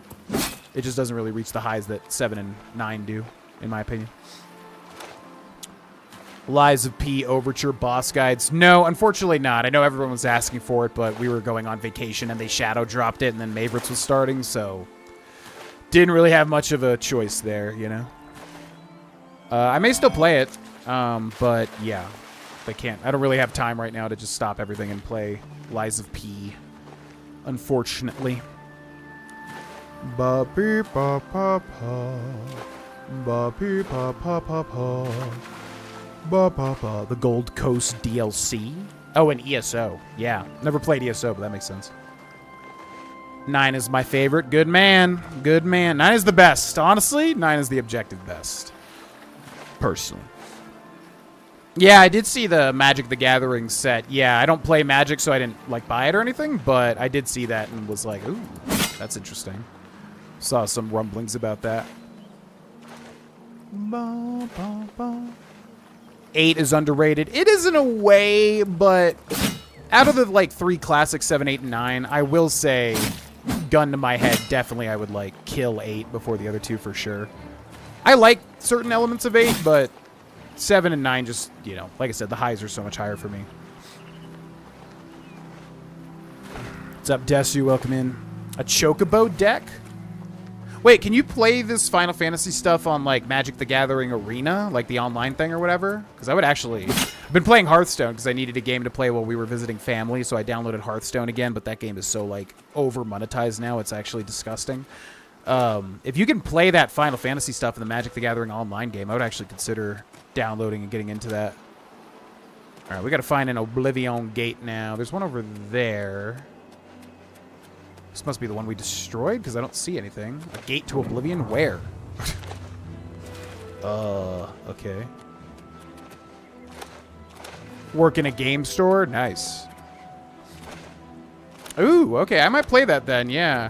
I would actually love to make, like, a Final Fantasy deck in a card game, because Hearthstone is, man, you look at the state of that game now, it's just like, what did they do to it, man? They monetize, like, every single aspect of that thing to the point of insanity. Alright, well, I don't... Where is a freak... It says there's one here, but there's not... It doesn't only spawn at night, right? Because I definitely didn't clear this one. That's really weird. Let's wait until night? Ba, ba, ba. What's the best part of Final Fantasy? What makes the series one of the GOATs? It's just a classic... It's just a classic JRPG. It's one of those things where it's like a huge adventure. You end up, you know, you put so much time into it that if you're like me, you end up getting really attached to it. Final Fantasy IX, which is my favorite, I would say the best aspect, it's got rich, beautiful, like, backgrounds, interesting moments, endearing characters, a gigantic story. JRPG, so you're leveling, unlocking new skills, trying to, you know, beat boss fights tactically with turn-based stuff. You know, it's... Yeah, it's one of those things where I feel like you had to grow up with it, but yeah, I loved playing those as a kid. Oh, cool. Okay.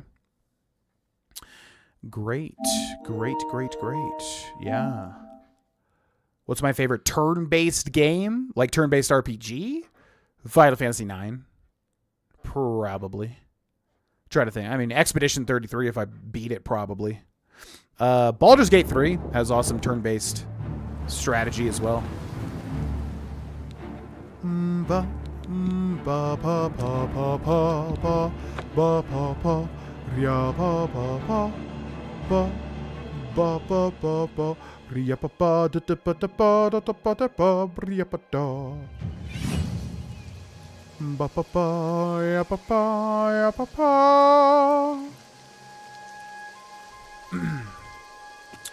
All right, 12 hours. Yeah, why does it say Oblivion Gate, but it's not spawning one? Coming in to buy the FF cards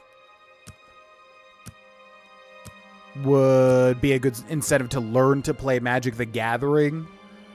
Yeah, I feel like that's highly specific, though. I feel like I know you would be into that, but I'm not sure how many people want to watch me learn to play a card game.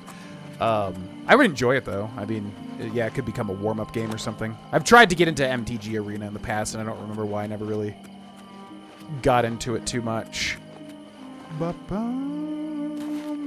What is the deal with this Oblivion Gate? It, like, comes and goes. Sephiroth! Sephiroth!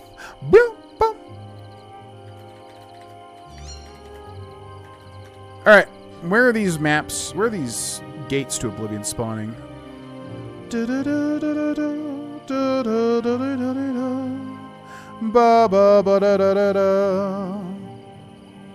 Alright, looks like we can find them here. We gotta get lucky with random whatever number 1. Okay, there's one directly west, east of Frostcrag Spire that should be here, as far as I can tell.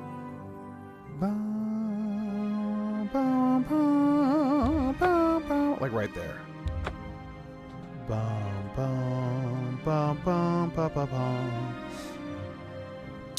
Sephiroth! Yeah, I know I would love Magic the Gathering. I'm just not going to get into the, like, actual cards, because, again, that's a full-time, full-money hobby. No thank you.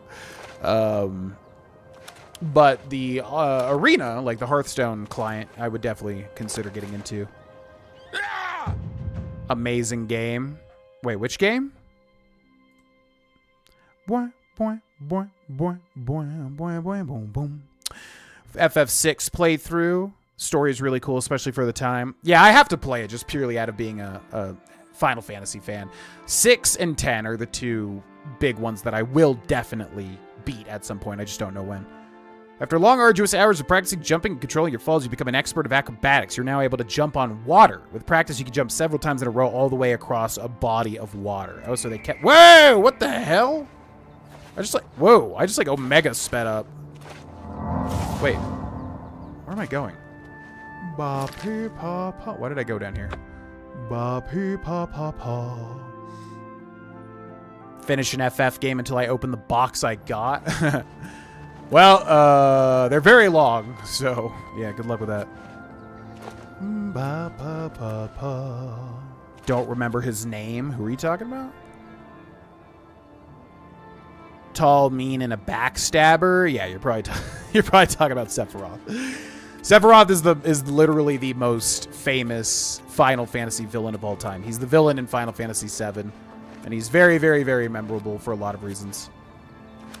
I would assume you're talking about Sephiroth.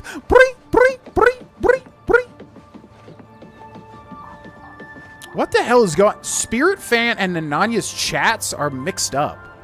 It says Nananya is saying what Spirit is saying. This is so weird. I need to, like, reset this. Okay, my chat is really messed up.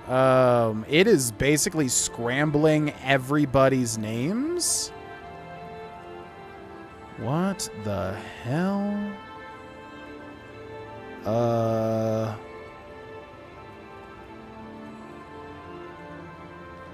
All right. I turned off the chats and turn them back on. I don't know what is happening today, man. Bum, bum, bum, bum.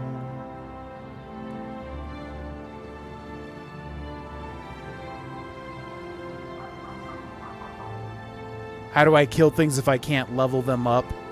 My skills? You basically just have to power through, ultimately.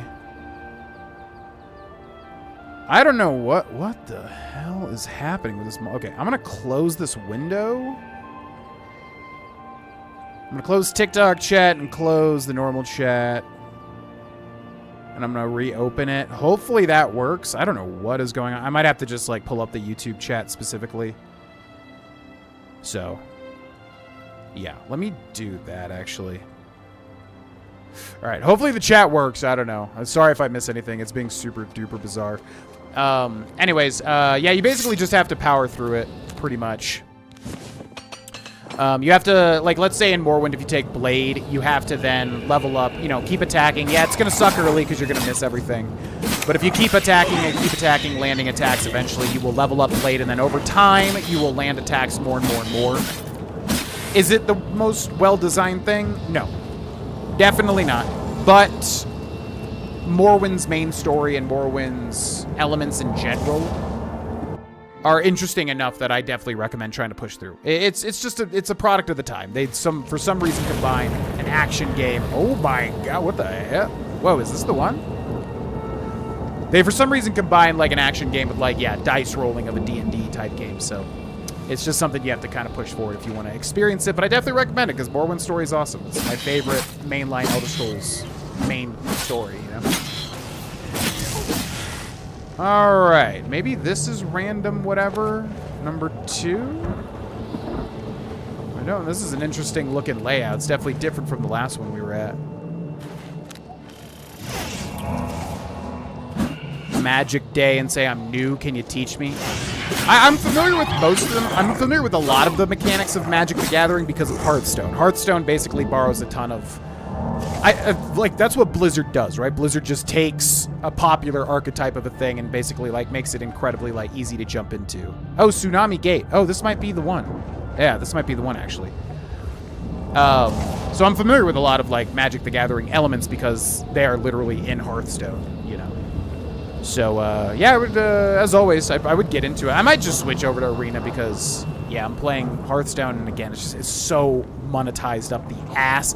They have the audacity now of literally charging you $154 to get a stupid pet in the bottom corner of your screen.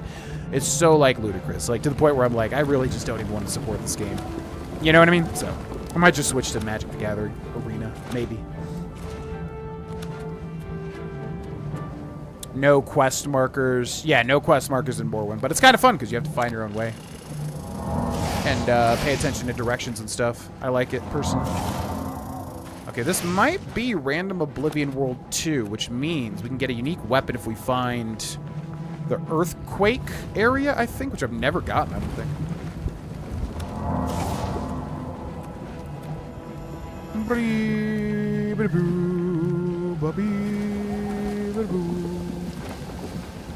Just UESP, I'm only 12. I'm going to be real with you, man. If you're 12 years old, Morrowind is going to be a hard game. You can follow a guide. It is very old, so keep that in mind. Like, you might just not want to play it. Like I said, I recommend it, but it is going to be a challenge. You could follow a guide or a walkthrough if you just look up, you know, Morrowind walkthrough guide, whatever. You can follow that if you want. Otherwise, yeah, certain times, you know, characters will tell you, oh, go here, then here, then here, and you have to, like, specifically pay attention to the instructions, so... It's definitely a bit of a challenge compared to like Oblivion and Skyrim where they literally put quest markers for everything so you can just know where to go. So just as a heads up, like I said, I recommend it, but it is a task to play it more so than Oblivion and Skyrim, you know. My leg! I'm getting Anakin'd. Alright, let's try to find Earthquake Gate or whatever. You guys can still hear me, right? Like, I don't know.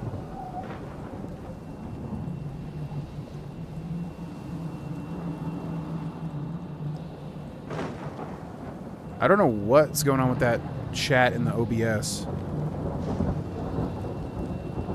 But you guys can still hear me? Yeah, we good?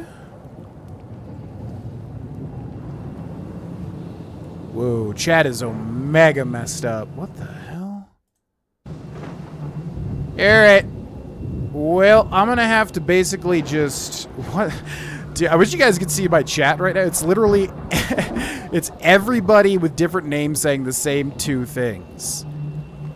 Like, combat rolls in Morrowind and everything. It's so bizarre. All right, I'm gonna have to switch between like the Twitch and the YouTube chat because OBS is being extremely bizarre. So bear with me. Everyone hates on it, and I don't know why, and they said it's not canon, but they're just mad. Episode 9, I always forget which ones are which. Episode 9 is the first new trilogy. Or no, that would be the last one. It's so freaking confusing. Just call it 1, 2, 3, 4, 5, 6, 7, 8, 9. Like, every time I try to understand, like, what people are talking about. I hate the naming convention of the Star Wars films so much. Anyways, episode 4, 5, and 6 are the prequels, right? And then episodes 1, 2, and 3 are the originals, and then 7, 8, and 9 are the sequels. So anyways, you're talking about the last new one. I think it's a mess of a film. I think it's kind of interesting. Oh my God! I like how it knocks you into third person, so you're all discombobulated. Yeah, I think the third new film is a mess. I think it's got some interesting things, though. It's definitely a lot better than the second film. The second new film is by far, in my opinion, like the worst Star Wars film that exists. By far. By far. But the third one at least has some interesting things, but that trilogy to me is just kind of a mess. I think far and away the best one is 7. But even then, it's kind of just a rehash of, you know, the first film, so I think the original trilogy is like where Star Wars actually did something. The prequels are interesting and fun, but they're also very flawed, and then the new trilogy just a bit of a mess, IMO. But that's just like my opinion, man. What's up, Perry? Welcome in. I like Rey. She's the best Jedi ever. That's fair. You like what you like, and we like that. And we like that. Where the hell are these doors I'm supposed to be finding? 4, 5, and 6 are the original. You see how this is confusing to me constantly? 4, 5, and 6, the middle numbers, are the OGs. Ugh. I know it's a simple thing, but like my brain just will not learn that. You know what I mean? Well, yeah, 4, 5, and 6 I think are actually quality films. 1, 2, and 3 are whatever. They're fun and they're weird, which I like, so they're like kind of entertaining to watch, but I don't think they're necessarily good films. And then, yeah, the new trilogy is just a mess. The first new film is like solid. It's fine. It's just kind of rehashing though.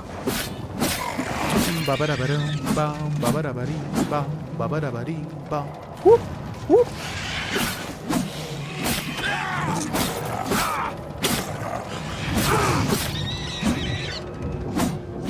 Star Wars is filmed in the town that I live in. Plaques all over your town. What's your town? I don't know if I know where Star Wars is filmed in. Or where it was filmed.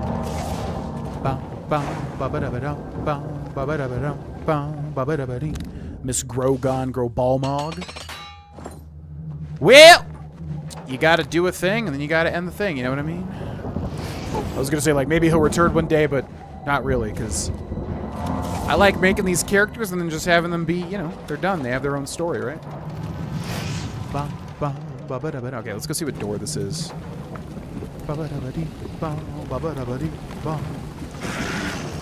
Boreham Wood? Interesting. I don't know what that is.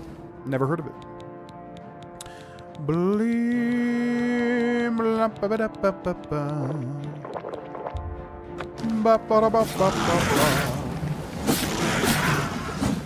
Goodbye, Daedral. Okay, what is this? Door to landslide. Okay, so I think we're in the right... So again, for anybody that doesn't know how this works, when you enter Oblivion, an Oblivion gate, you get a random version of like one of the pre-made worlds. So if you get this one, I think it's this one, that is really good because this one has a unique weapon in it that basically every time you find this one, you can re-get the weapon if you want. So, that is good for us because that means we can get this unique weapon. I think there's, like, unique soul arrows, too. Now, we need to find a door marked Earthquake. And I should save, too, because this game is chugging along right now. Bum, bum, bum. Yeah, we need to find a place called Earthquake, which I think will have the unique weapon we're looking for. So I don't know where that is, but we're looking for it. Oh, near London. Interesting. Bum, bum, bum. Yo, Winter Sage. Ba ba bree ba dee. Booba dooba dee dee dee. Booba dooba dee ba. Zuba dabba habba dabba dee ba dabba dee ba. Speaking of Final Fantasy, thank you very much, Winter Sage, for the gifted membership landing on Dalton Stickley. Thank you, thank you, thank you.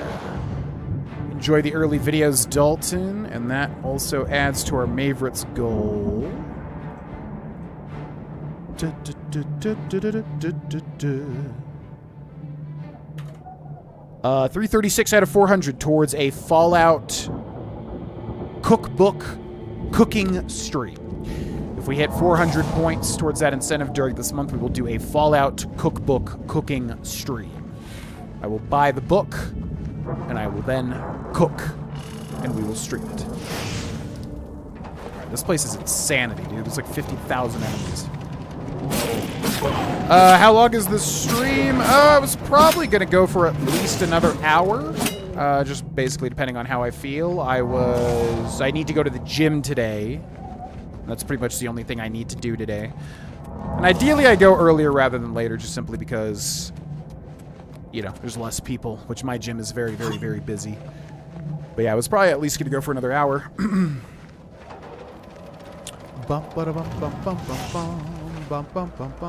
Alright, so we're finding all the different doors, but we need to find Earthquake. Earthquake. I just think it's so nice of people to, like, gift a sub when they don't even have a sub themselves. They're giving somebody else the ability to get those early videos before even they have the ability. Can you believe that? Can you believe that? Can you believe that? I can't believe that. Where the hell is this earthquake? I might just try to find it on the map. Because this is 50 billion enemies now. What's your favorite Call of Duty? Mine is Cold War. It's so realistic. I was a big fan of Call of Duty back in the day when, like, Modern Warfare 2, or the first Call of Duty Modern Warfare was, like, the first thing, you know, like Call of Duty 4, I think it was. So I'm from that era, you know, kind of like the first big, like, Call of Duty boom era. So I would say out of those, my favorite is Black Ops 1. There was really nothing ever like there was playing Call of Duty Black Ops 1. Like, if you were there, you know exactly what I'm talking about. Like, playing with friends every night, unlocking all the stuff, you know, doing game battles, doing all the different, like, events and everything. Like, it was a time, man. Zombies, which I was a huge zombies player. It was, like, a time. So, like, Call of Duty Modern Warfare and Modern Warfare 2 were big, but for me, Black Ops, man, that was, like... That game put so much, like, hours into my life of, like, pure fun. You know what I mean? So definitely that, I would say. Okay, I gotta figure out where this thing is. Oh, cool. No map. Great. Awesome. Cool. How the heck? Oh, there we go. What is this? All right, so I'm gonna look at where... Random Oblivion World 2. Okay, so where is Earthquake? This is, like, so hard to figure out for some reason.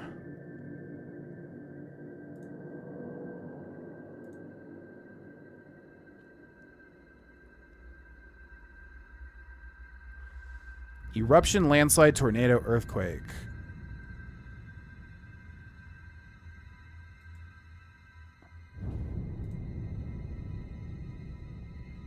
This is so massively confusing, man. It's like, it says it's an earthquake, and then I look at earthquake, and there's no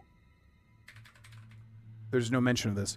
The fume vaults. Once you enter the cave, start heading south. Eventually, you'll reach the door to the embers of hatred. Huh?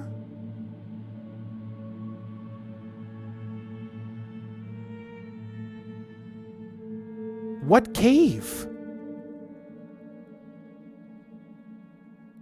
This is so confusing. Bro, I'm just like, how do you get hatred in Oblivion? Like, I don't understand. It's like 50,000 like steps to this.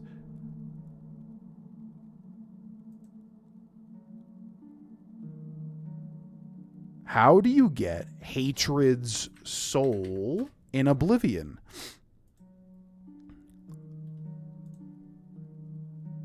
Open gate, go in and back out at a random gate location until you see a city of towers right in front of you. There are 9 worlds and the game will not open one twice if it's already open. The secret cave entrance is on the second island directly behind you. The weapons are actually located in the tower overhanging you. You can get multiples, but the ones you want is level 19 version. I get 2. Never take the weapons and leave that world without taking the sigil and closing the gate. If you do, then the weapons will never appear in future gates. So it's literally at the start and then 2 islands directly behind us. Okay, that was mega confusing. All right, so how do I get back to the start of this? Yeah, you would think it would be like in, like, you know, as you go through the actual map. How do I even figure out how to get back? Like, the map doesn't even let you scroll down here, man. Tornado. Where do we start? Portals of natural... Okay, I think this is where the sigil stone is to shut it down. Tsunami, and then we started, like, here. Okay, so if we follow the blue map marker, it'll take us to the start, and then we got to go 2 islands behind us to get to this place.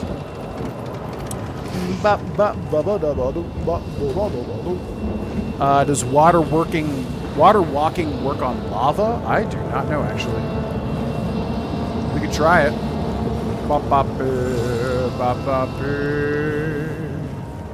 Okay, so 2 islands behind us. Apparently, there's a secret entrance to a cave, and that's what we've been looking for.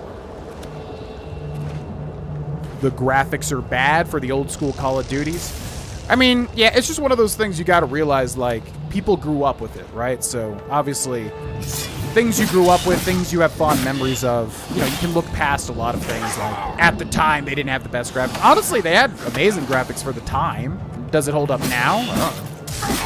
Not, you know, compared to, like, cutting-edge stuff, obviously. But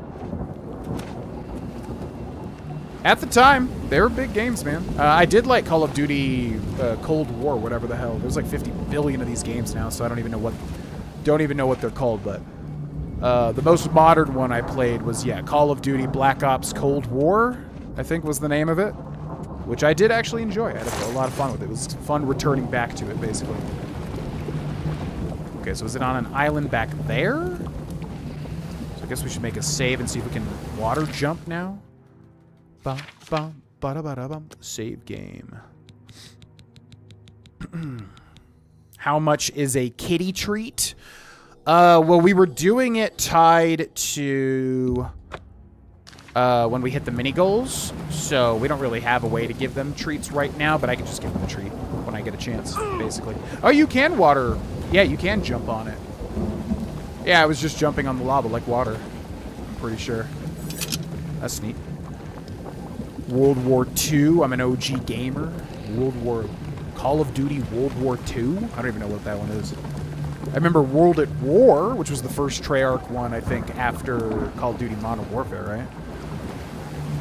Dun, dun. First one to include Call of Duty Zombies.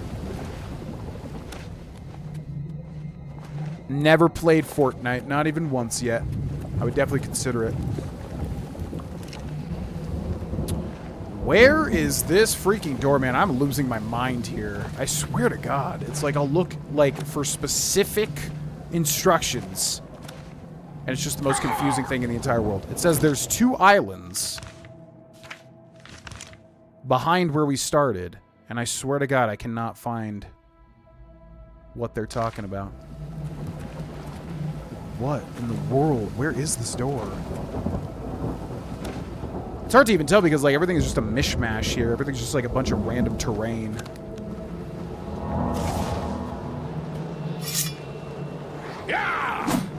let's kill this guy.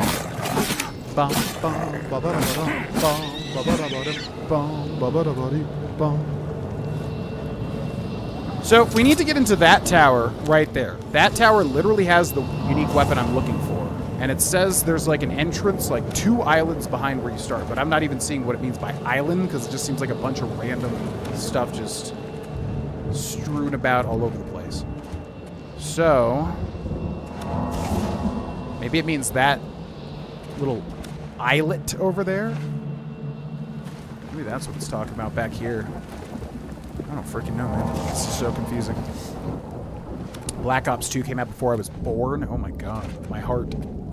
It's going to shatter. Ah! Where are you, door? I don't get it, man. Where is this? I'm like losing my mind. Doon, doon, doon, doo, doo, doo. It's like the local map doesn't want to help me either here. Okay, so if we go down here... Yeah, because I can't even find like where we... It stops you from scrolling after a certain amount of time. I don't even know how to figure this out, man. It's so confusing.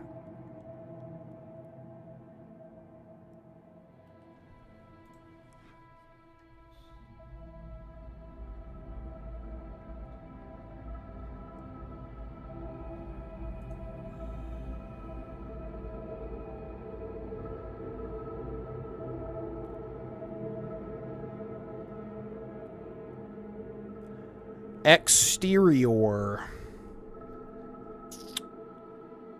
The hidden area is in the 8th tower, the Embers of Hatred, which is the collapsing tower directly to the north when you first come through the Oblivion Gate. To get into the tower, though, you need to go through a hidden cave. Circle east of the tower, then head northwest, stopping directly north of the tower. From there, jump the rock wall and the lava beyond. To the west, follow the landmines and small wall that curves northeast. At the very end of this island is a cliff overseeing the lava on the eastern side, which leads to the Fume Vaults.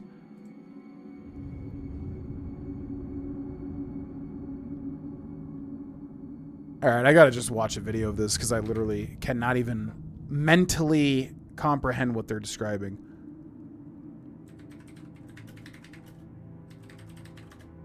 Bum, bum, bum. Yum, bum, bum.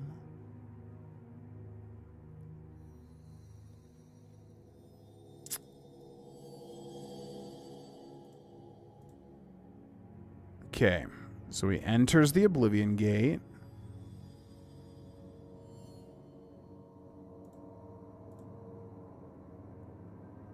Yeah.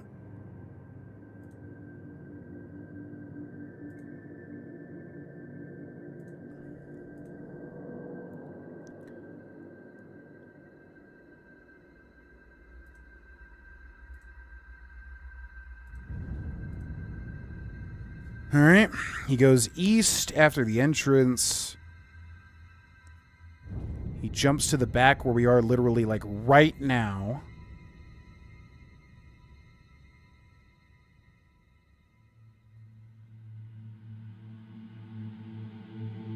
Okay.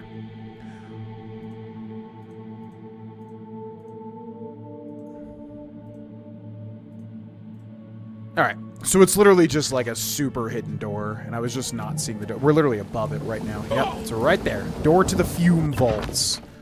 Jesus Christ, I can't believe how confusing that was to me. Okay. So this should be where we are wanting to go. I don't know exactly where it is past this point, but I think we're on the right track. Bum, bum, bum. Rayman, Spyro, and Crash. Didn't play those. Yeah, didn't grow up with those. Not Rayman, not Spyro, and not Crash. Nope. Didn't really play a lot of PlayStation. I was pretty much everything on the Nintendo 64 was my jam, along with a little bit of PlayStation 1, but specifically like Final Fantasy. That's when I got into Final Fantasy. Was pretty much only The only thing that I was using my PlayStation 1 for, which I got a PlayStation 1 way after they were first a thing. Way after the fact. Ba, ba, ba, ba, ba. The Embers of Hatred. I know that's one place we want to be, but I think there's a fume thing as well.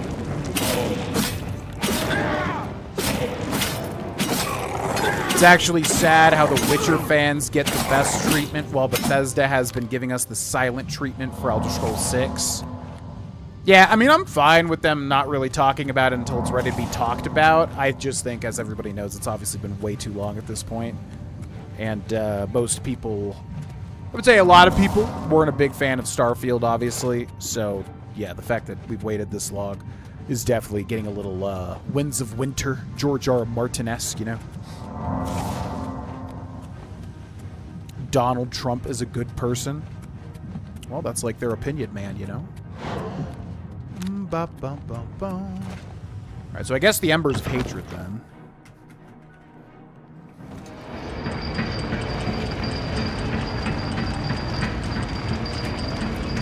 Okay, this dude's literally just gonna pop in front of me.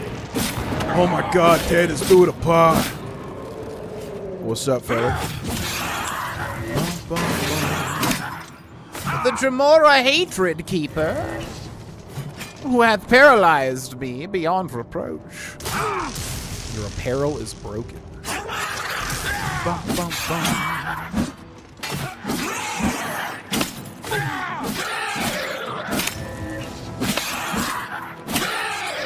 Okay. Let's go and repair this. I think we're looking for something called the Fume Chambers. Door to Halls of Dark Hate. So extra and edgy. Where does this go? Just wondering if we could actually ride that up. So where does this go? Door to the Fume Vaults. Okay, I think the weapon we're looking for is literally in here. So we're going to explore every square inch of this. I think this is where we want to be, which is weird because there's dead things, but we have not been in here. No, we have been in here. Yeah, so we need to go through here. So the unique thing is in this place, basically.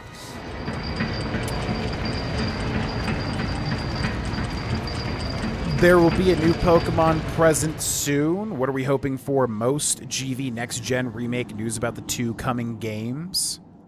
Are you talking about Pokemon Legends XY?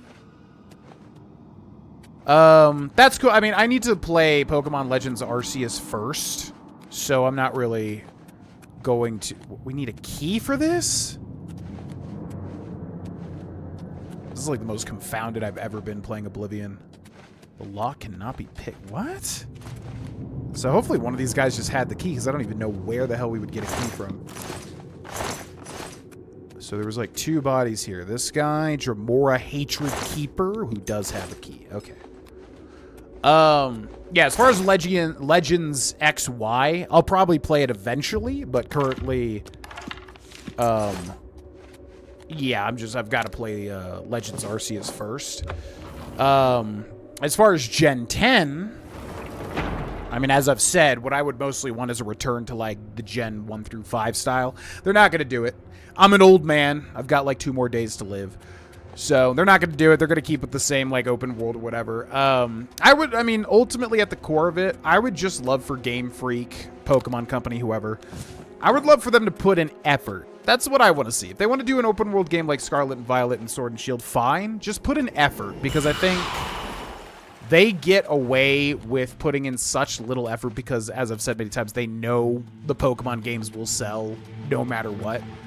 And, you know, Scarlet and Violet, as I've said, was a step in the right direction, but still, like, come on, man. That map was just so... It just felt like somebody in college, like, making an open world map for the first time or something. And that's just Pokemon. They just phone it in. So what I would hope is if they're going for the open world element, put in effort. Make a Breath of the Wild level map. Make, like, you know, a Skyrim level map. Maybe make an open world with, like, actual interesting things to find and discover.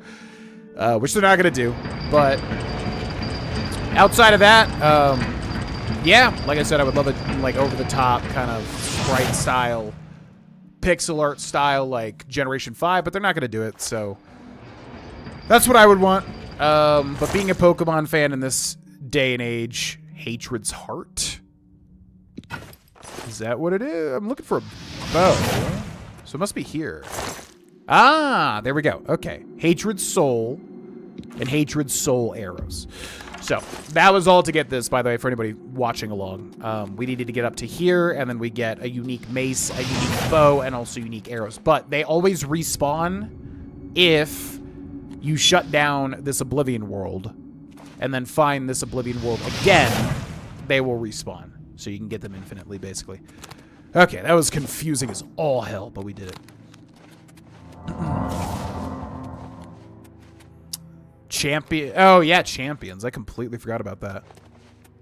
Yeah, I just want to, you know, for Gen 10, it's a big one, right? So I just want them to, like, I want them to take it seriously. I want them to, like, really put an effort and make an amazing, you know, make an actual good. What is the objectively, right? Cut out all nostalgia and everything like that. What is the last objectively good Pokemon game? What was it? You could say it was X and Y, I guess. You could say it was Sun and Moon, if that's your thing. Sword and Shield, I don't think so. Scarlet and Violet, maybe. Like, what was the last truly great Pokemon game? It's been a long time. So I want to return to form, man. I mean, it's literally like the biggest IP in the entire world. It's like there's no excuse why they wouldn't be able to do it. So just do it. You know? That's what I want. But maybe that's just me.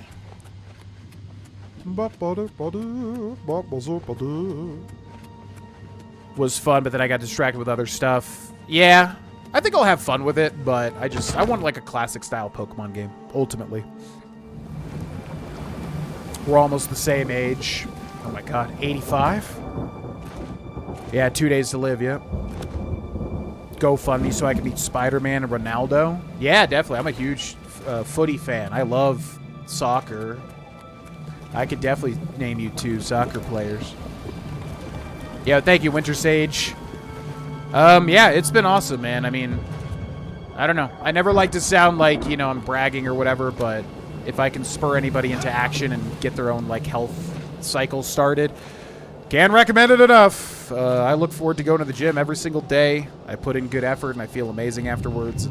It's just been such a lovely process, you know? So it's something that will remain a part of my life for the foreseeable future, and I really enjoy doing it. But I appreciate that. I would say Gen 5. I know people would disagree with me, but I would say the last truly great Pokemon games were Generation 5.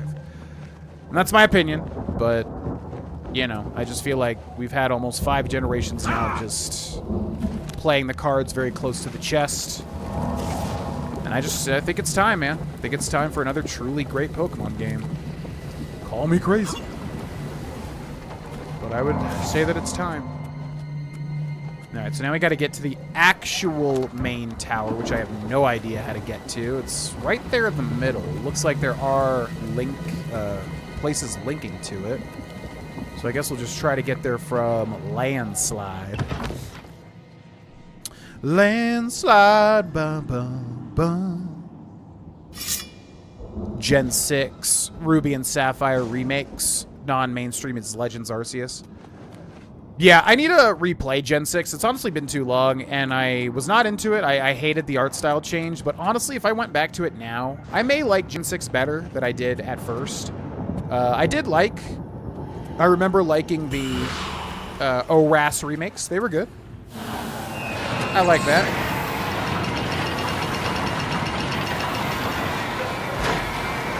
So Gen 6 might have been, yeah, better than I remembered.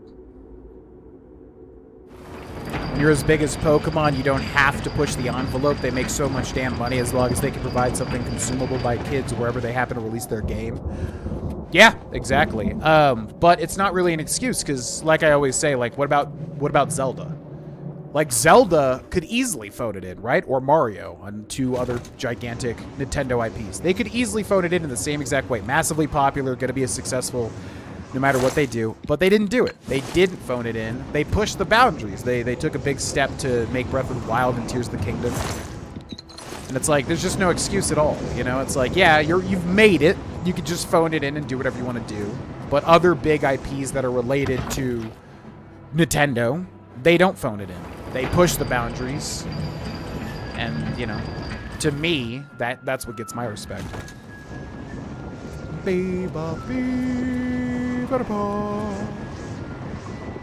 Gen 8 had a good start.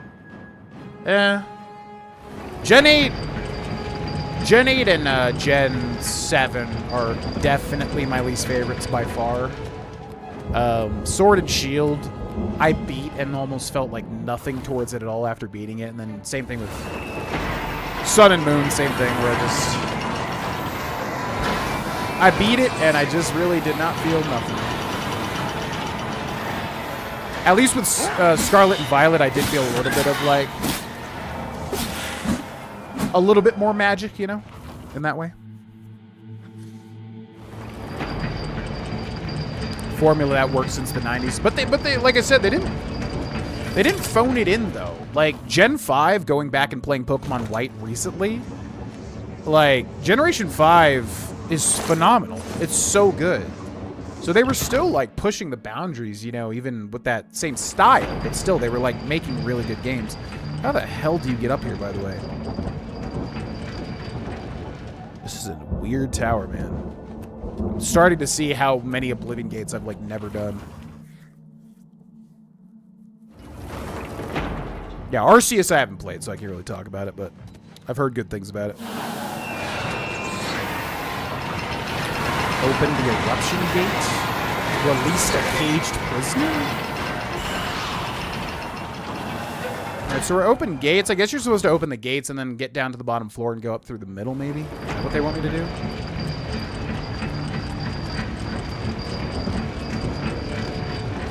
Yeah, I guess you're trying to open the gates.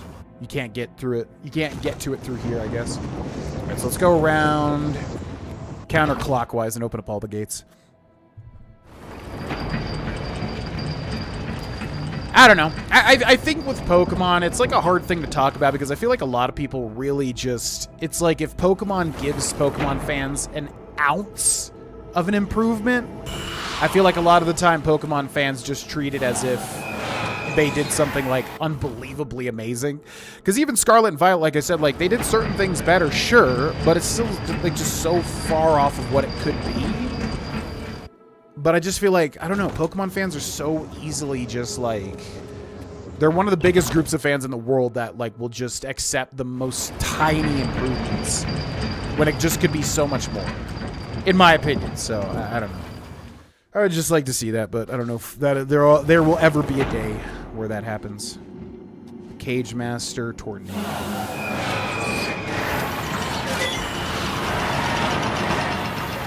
Okay, I think that's pretty much all the gates. Too easy or too hard? Yeah, the difficulty for this definitely was not balanced. I don't know if they changed it with the patches recently, but yeah, they were for sure in need of balance changes. Heart Gold, fantastic game. Love it.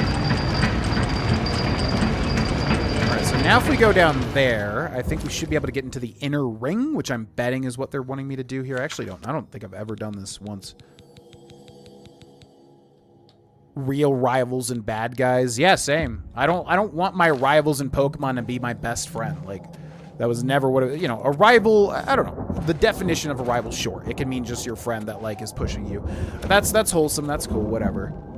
But to me, yeah, I prefer to have somebody that is, like, a genuine asshole, like Gary, or, like...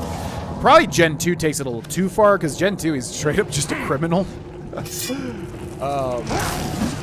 yeah, I want, like, a rival that's, you know, not just like, hey, I'm your best friend, and we're into the, like, no. Come on, man. Like, we had good stuff back in the day. Let's get back to it. Door to Hurricane. In the eye of the hurricane, there's quiet. Dun, dun, dun. Where's the entrance to this main tower, man? This place is so confusing.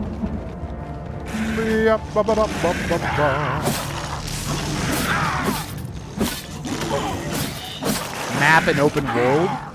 But that's what I'm saying, is like, I don't think that the map and the open world are really all that good. I feel like a lot of Pokemon fans I feel like a lot of Pokemon fans, like, look at that like, oh, they made an open world, and, like, that's immediately just a good thing. To me, it was such a bland... Like, even with Scarlet and Violet, it was a lot better than Sword and Shield, sure. But I'm just like, to me, that's not... To me, there's, like, no point that even needs to be an open world in that case, because it's just so bland and nothing compared to, again, like, Breath of the Wild or, you know, anything with, like, a modicum of, I feel like, effort put into to craft an open world environment. Okay, I am like... This Oblivion Gate right here is destroying my brain cells one by one. We're trying to get to the top of that, right? Because that has the thing... Or maybe it's this one? I don't freaking know. It's like 500 towers here. I would assume it's the one in the middle. Now, I assumed we needed to open the gates to access, like, the bottom part, but it doesn't seem like that's the way. I guess you have to go... I do not know how to get to, like, the sigil stone up here. No one knows. Do you like Pokemon Heart Gold and Soul Silver? Yes, Soul Silver is one of my favorite games ever. Alright, how the hell do you close this Oblivion Gate, bro? This one is, like, insane.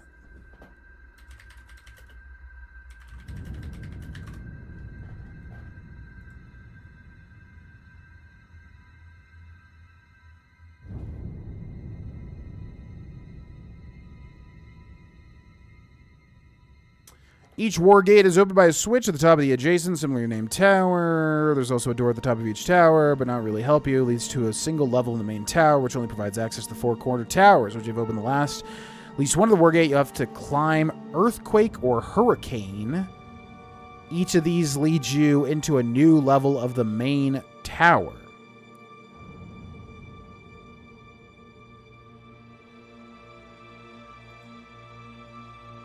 Earthquake or Hurricane. Okay. In the eye of a hurricane, there's quiet. No, there's not much incentive. And I don't think Game Freak has shown that they really are a company that wants to take advantage of... I don't think they've shown that they're like a company that really cares about that. Like actually, you know, improving on each subsequent release. Yeah, friend and a rival. I mean, I'd be down with that. That's fine. I just don't like the, you know, goody two-shoes. Like, every rival's your best friend now. It's just not my thing.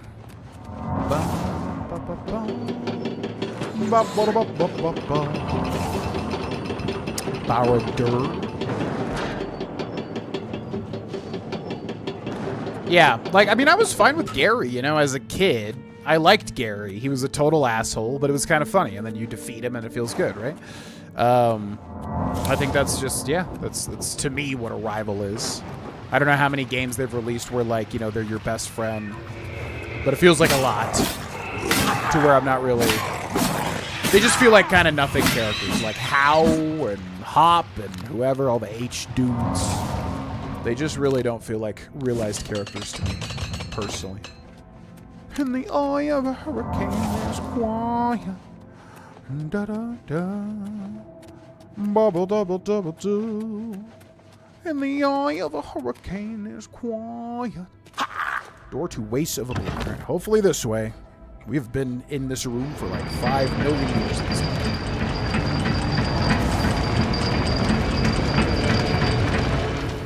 Natural disaster. Pretty sure that's where we're trying to get to, right? Yep, that little beam of light is a good sign. Rending holes. And no one knows where I go. In the eye of a hurricane. Whoop. Whoop. There it is. Now, whoop. There it is. Daydream. You will fall to my blade. You will die, that's what I say. You'll get chopped down. Daydream. Alright, let's run to the top and end this. Do do do do do do do.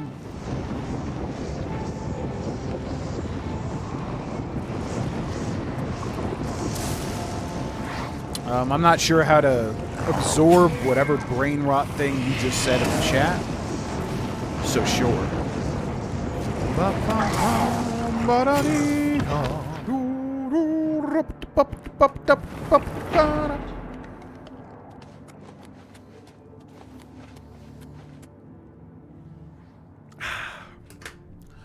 Let's go.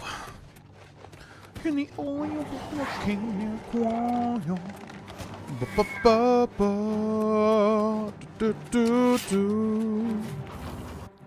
Bum bum bum bum bum bum bum bum bum bum ba-dee-yum, bum bum bum bum bum bum ba-dee-yum, bum bum bum bum bum bum. Sigillum sanguis. That's what we's looking for, boss. We's looking for the Sigillum sanguis with the cool little stairs there. No. I think I made an acrobatics thing boost. It's either acrobatics or athletics. I forget what it boosts, but it boosts. Break and fall. All right, this place was a hellscape, and I never want to return. Goodbye. Bye. Thanks so much. No, I'm good. Thank you, though. Say goodbye to your demonic world. I hated it. Bye-bye. It was so confusing. So very confusing. But we did it. Jeez Louise.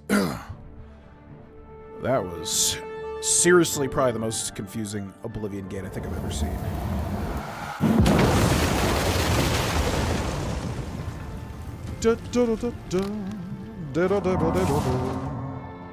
Okay. So again, for anybody watching this VOD or currently, you apparently can go to the Oblivion Gate right here outside of Coral. I don't know if we already defeated it or if it pops up, because like there's multiple main quest stages where certain Oblivion Gates will pop up after you get to certain quests. So I'm not sure if we already did it or we just haven't like progressed the main quest enough. But there will be a one right here outside of Coral that will be Oblivion Random World 2. And that's what you're looking for. Obviously, if you're on PC, you can probably see which world you're in.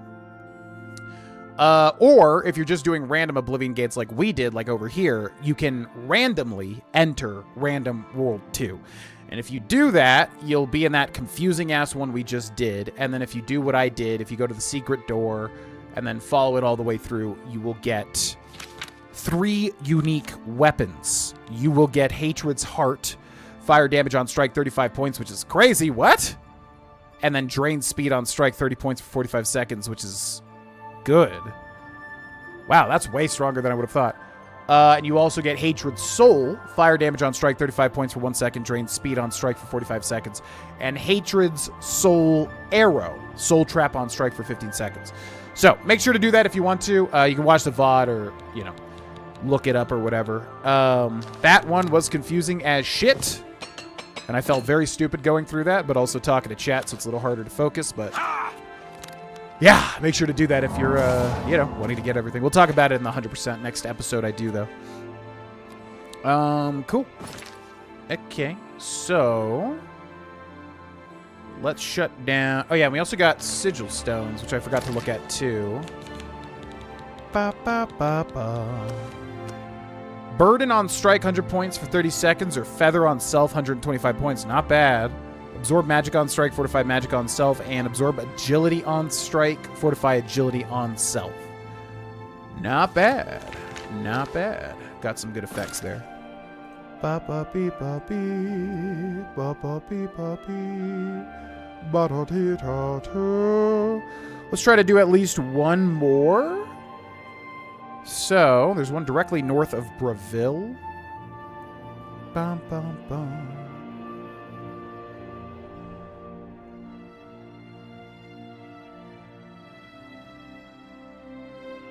I just saw it, but I don't know. I think it's like right around here. Poppy, poppy. Oh, sorry, Twitch. Man, I have not been talking to Twitch. Yeah, sorry, guys. My my OBS, like, the chat just died. I don't know what happened to it. It's basically just showing every different person saying the same 2 statements. So I forgot I had to like manually switch over to Twitch because normally it's all condensed into the same chat. So my bad.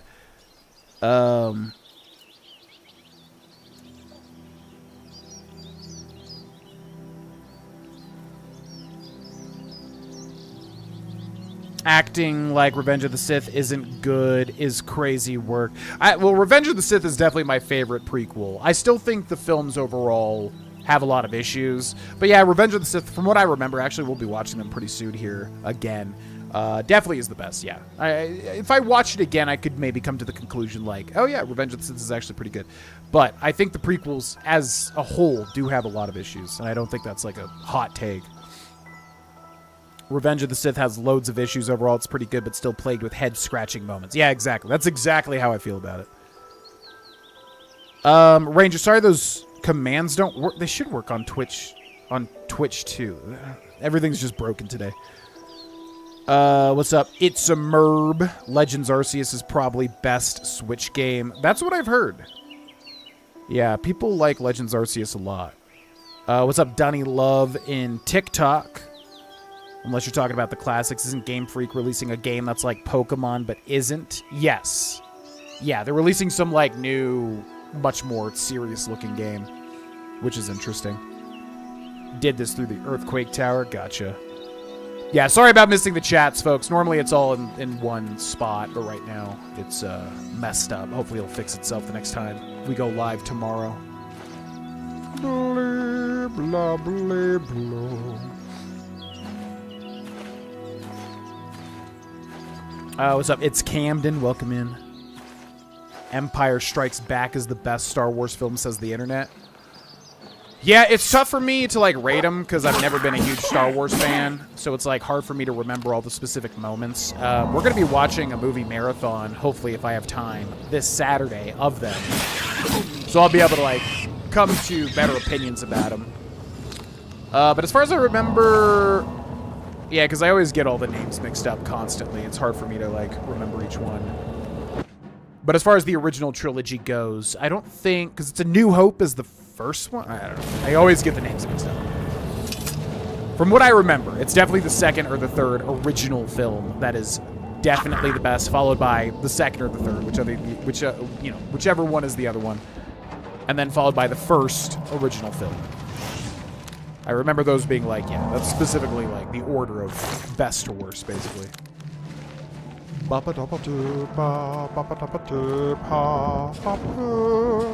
Alright, so apparently a trick which I did not know, if you look at a tower and it's got like glowing lights at the top, that's what you're trying to hit. So, there's only one tower for this particular realm of Oblivion, so this obviously makes it easy. But if you're trying to figure out which tower has the sigil stone, apparently, it's the one with the, glowing lights at the top. We've probably already done this one, actually. This one looks a little familiar. But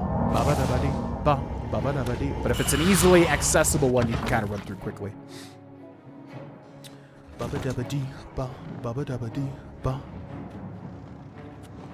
Yeah, which I watched the prequels in theaters when they were first coming out.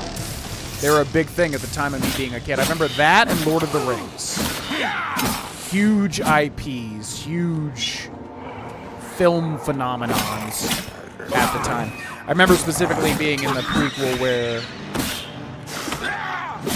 Order 66 is enacted or whatever, and then Yoda, it looks like Yoda's about to die, but then Yoda flips over and like kills the stormtroopers or whatever.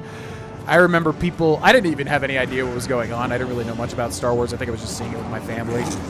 But I remember people lost their freaking minds at that moment. They went insane when Yoda did his little turnabout on the bad guys.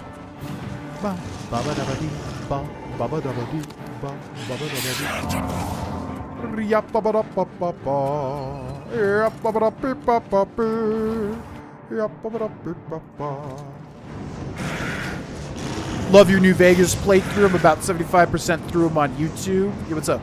Prozona. Thank you for watching. Appreciate it. Yeah, a lot of, pro tip for anybody that likes the playthroughs of anything. If you go to the playlists If you go to the playlists on the main YouTube channel, there's just, I put complete for every completed series, so you can just check all those out if you want to watch more. There's tons of massive completed series that people like, so never a want for content in that respect.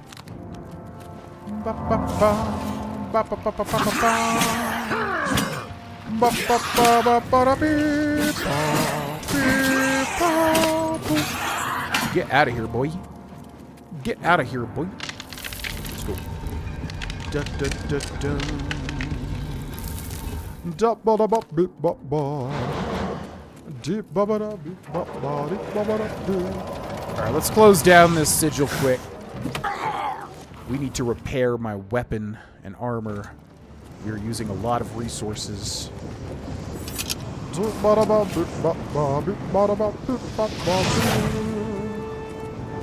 Rune portal to the Lust Keep. It's weird that some of these work and other ones don't. The Lust Keep. The Lust Keep. Sigillum. Yeah, we're always looking for the Sigillum. Gotta get this closing down the Oblivion Gate routine down pat. Once you see those little bloody stairs, you're in the money. You're in the money. Close down your sigil. Time to say goodbye, you nasty men. Nasty men, nasty civilized. Absolutely nasty men. Goodbye. Epic. Do you play Clash Royale? No. I feel like that's one of those big, like, mobile games, which I do not play. Blah, blah, blah. The only mobile games I play currently are Hearthstone, but again, I'm probably going to switch to Arena, honestly. I feel like I just would love Magic the Gathering way more. Who's here? Oh, it's you. Oh, it's you.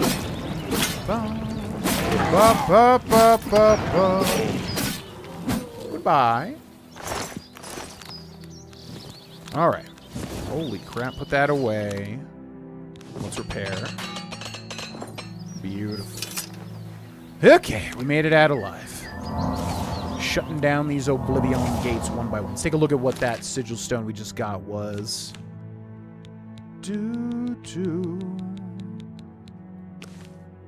Absorb magic. I think we had that one. Bird and absorb agility. Shock damage on strike.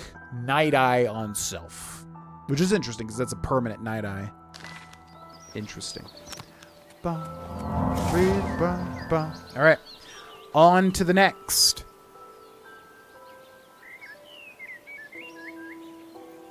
Southwest of Kvatch. Ba-ba doomba doomba dee bum bum bum bum bum bum bum bum bum.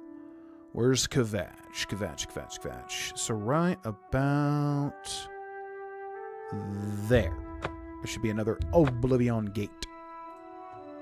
Ba bee bee ba bee ba bee ba. Red Light District inspired Oblivion Gate. Oh my. Yeah, the Lust one. Yeah, those flame atronachs in this game could get it. I won't lie. Elder Scrolls Blades thoughts? Literally don't think I've ever played it. I've seen gameplay of it. I mean, it's whatever. It's, it's during that era of Bethesda games that was the live service era. You know what I mean? And those types of games I typically just tend to ignore. Fallout Shelter was cool, though. I kind of liked Fallout Shelter a bit. But just not the type of games I usually play. I do not like timer games where you're supposed to spend money to, like, be able to play the game more frequently. Not a big fan.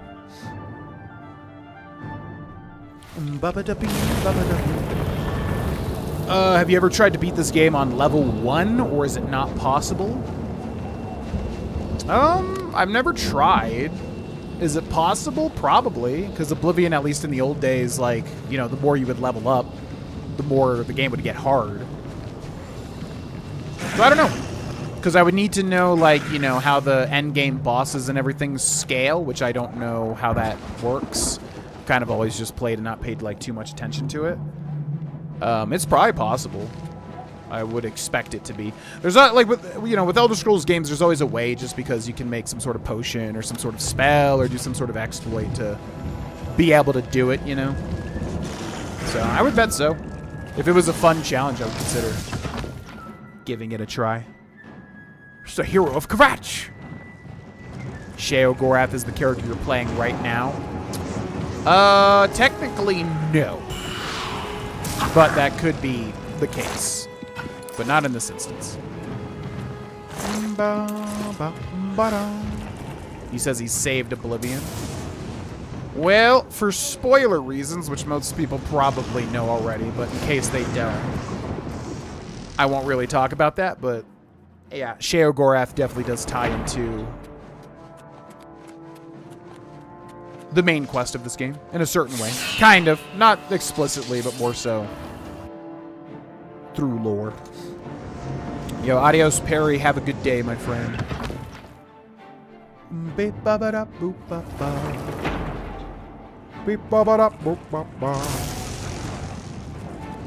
It'd be impossible to do on the remaster without a mod since every skill applies to your level up now. True, but what if you just never level up? What if you just always have the icon in the top right and just never rest in a bed, you know?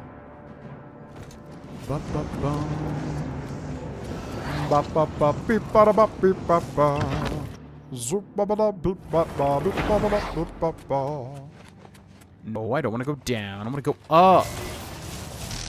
I want to go up.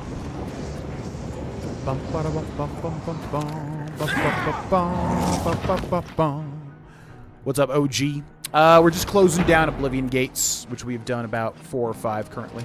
About to do a 6th or 5th. Closing down Oblivion gates for Varelius' 100% playthrough on the main YouTube channel.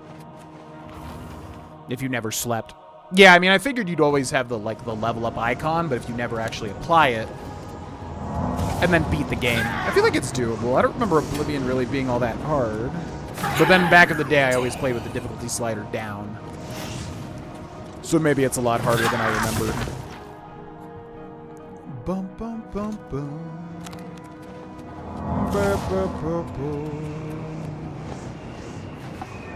Another one bites the dust, oh, and another one, whoop, and another one, whoop, another one bites the dust. Hey, gonna take that stone. Another one bite. I love how that looks. It looks so good in the remaster.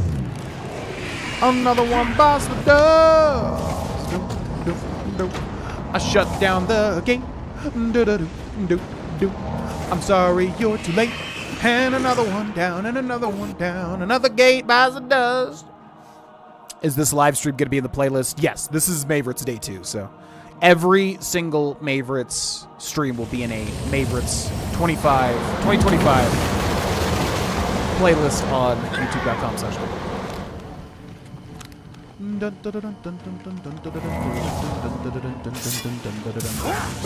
Spider Daedra. Get out of here. Good? Okay. Now, let's take a look at that new weapon. We haven't used this yet. Let's use Hatred's Heart, which sounds pretty damn good. I don't think maces are not as bad as maces in Skyrim, because in Skyrim, maces are like incredibly slow to the point of being almost useless, compared to swords at least. But in Oblivion, I feel like they're decent, right?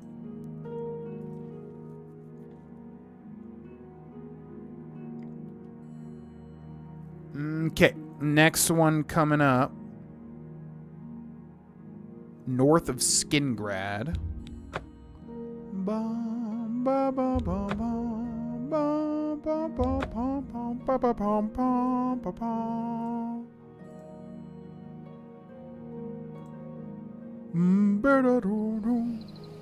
The Oblivion 100% playlist.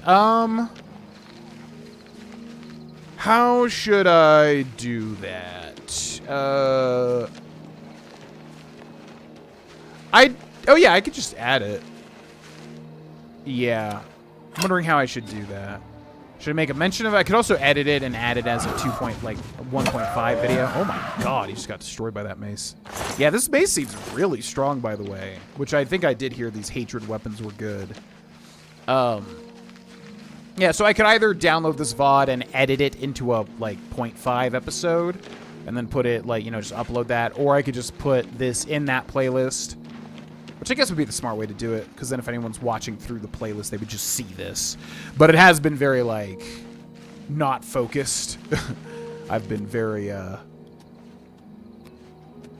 I've found it difficult to get through that one dungeon, so I don't know if it's a particularly good watch, but yeah, I'll do one of the three. I'll just add this to the playlist or download and edit it or whatever. Is there no Oblivion Gate here? It says there is, though there should be.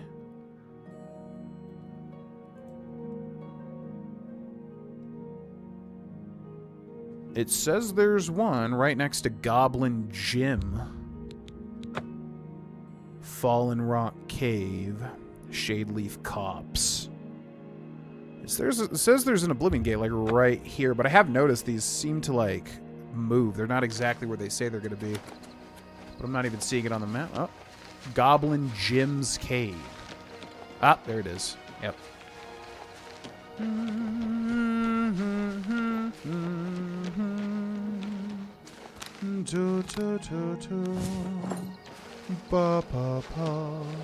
And then, yeah, we'll save the level up for the next episode I do.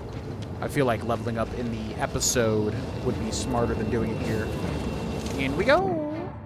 Let's go.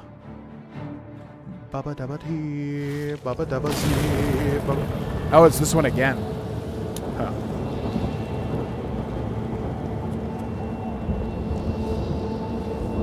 Alright, so for this one again, if you find this layout, because this was so confusing to me, so if anybody wants to know how to do this, if you find this layout right here, randomly, this is the one with 3 unique weapons. Hatred's mace, which is what we have right now.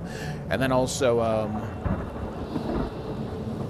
the Hatred's bow, and then also the Hatred's soul arrow. So if you find this map, go behind you. There's a secret door right around there, on that island back there.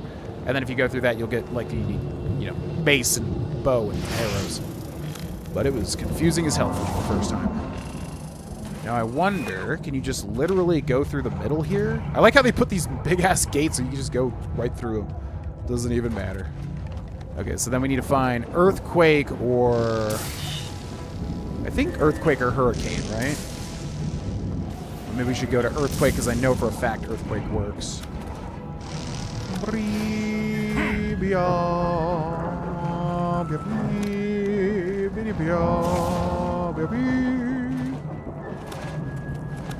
So hopefully that's Earthquake right there.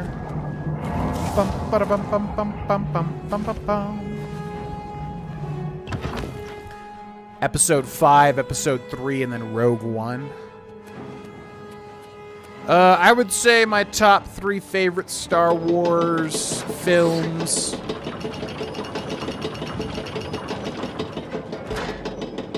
I honestly just can't remember the original films and what happens in each of them. The first one is the most standard. Nothing crazy really happens, right? The second one is the Hoth one. So I think the second original film is my favorite. The one with no, because the Hoth and the Endor one, that's the last one, right? And nothing really interesting happens in that one outside of Luke having the big final confrontation, which is definitely awesome. But I do not like the Wookiee parts. Hoth is cool, though. Yeah, I honestly can't remember the events enough. The original films always get hodgepodged in my brain. What is your favorite McDonald's menu item? So back in the day, the crispy snack wrap. I love those, man. And then they took them away. And then also the grilled onion cheddar. Holy shit, if anybody remembers that. The grilled onion cheddar. Dollar menu item was literally $1. It was so good. And then they took it away at some point. Those are my 2 favorite items of all time. If we're talking about a consistent item that's like always been there, I would say the quarter pounder with cheese would be my answer.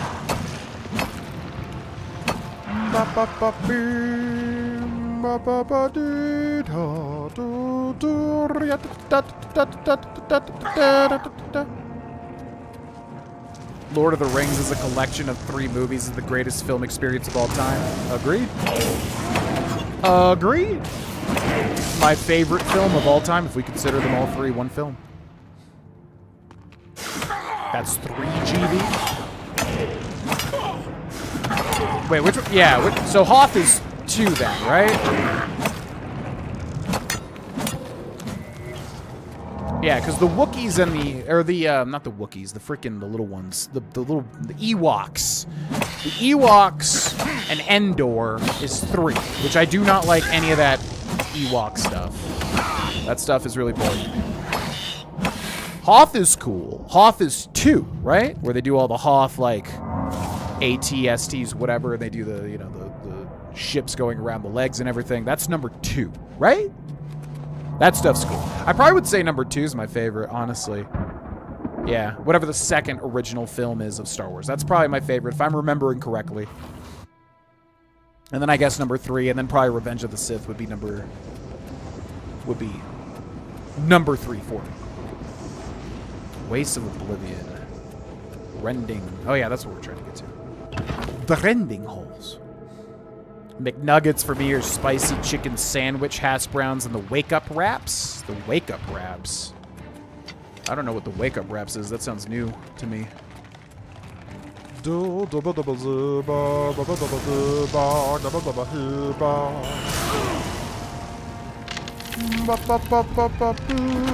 Spicy McChicken. I've always liked the spicy McChicken, yeah. It's a solid item. They've got a good, like, actual, like, spice to it, you know? The spice mix. The wraps are back. I saw they were bringing back the wraps. I have to get one of those because I love... That was genuinely my favorite McDonald's item ever, those snack wraps. Love those so much. Like, the taste of crispy chicken with, like, ranch in a wrap. Whatever that flavor combo is... appeals to me so much. I'll get it like anything. Jack in the Box has those.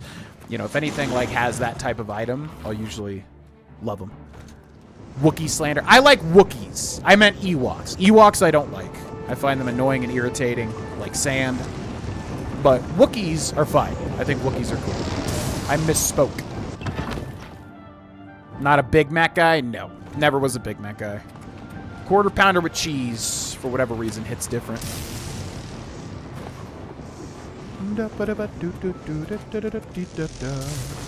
Whoop, whoop.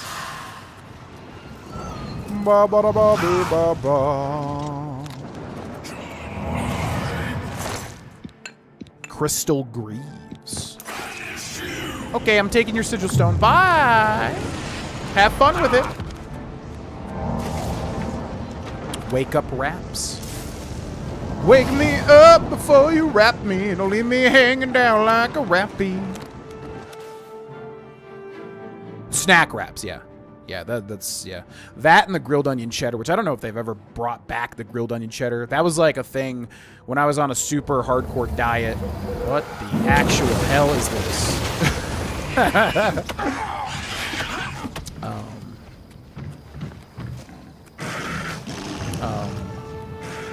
So not moving backwards. The game's just playing itself at this point. All right. Okay. Yeah, before I left Florida to come to Colorado, when I was on that super hardcore diet, I would always usually end my cheat day with going to McDonald's. Well, I would end it with Little Caesars, but I would go to McDonald's too. And I would always get like their dollar menu stuff, like their grilled onion cheddar. Oh my god, I love that little burger so much. I don't know if they've ever brought it back. So delicious. Bum, bum. Yeah, snack wraps, so yummy. Bumpy, bumpy. All right, let's do one more Oblivion Gate. Slightly north of the Inn of Ill Omen. Bum, bum, ba, bum, bum, bum. So right around there. Most likely. Back on the 10th, July 10th. Got D&D right around there, so maybe I'll grab a snack wrap before we get started with Dungeons and Dragons.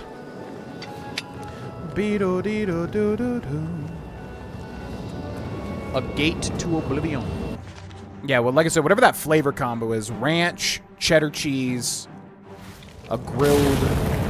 Even the grilled ones were good, too, in their own way. But a crispy chicken tender in a tortilla. I freaking love that. I just had that, though, and it was bad. Oh, the Taco Bell one, yeah. I like Taco Bell's crispy chicken nuggets. Yo, CRPLS.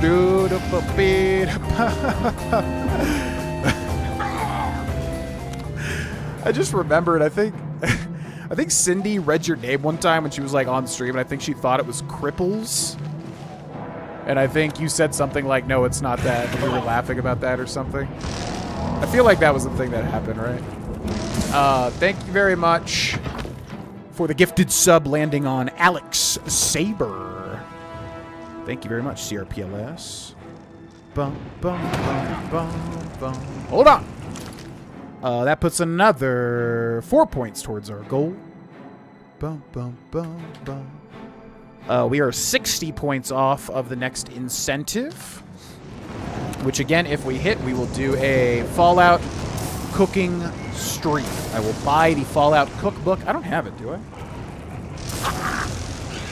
No, I have the Elder Scrolls cookbook. So I will buy the Fallout cookbook, and I will cook, ideally, 2 to 3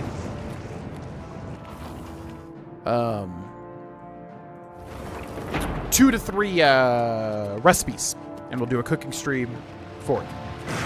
So thank you very much, CRPLS, for the gifted sub, and enjoy the early videos. Remember Alfonso, the righteous monk, and bathes in blood who always died so easily? Alfonso, the righteous monk? Is that a character that I made? I do not remember that. I do remember Bathes in Blood, yeah. If you're talking about my characters. Who was Alfonso? Are you talking about Alonzi? He was like a self-righteous, like, mate. McDonald's new chicken strips are decent. Oh, they made new chicken strips? Ooh. Yeah, I had Taco Bell. Like, Taco Bell's crispy chicken nuggets I actually like a lot. I like the taste and I like their sauces. But they made, like, chicken strips now, and they made, like, wraps with them. And I think I just got a bad wrap, but it was terrible. It was really, really bad. Super overcooked chicken with, like, mostly breading and not even chicken. Not great. McDonald's ones are way better, in my experience at least.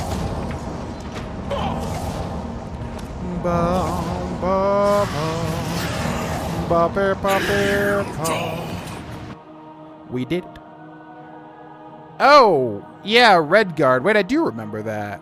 Wait, oh, was that the Mayvorites? I think that was Mayvorites beating Oblivion in one sitting. Because we went, yeah, we did Blunt as a Redguard. I do remember him, actually, yeah. That's right. I feel like that was the Mayvorites character.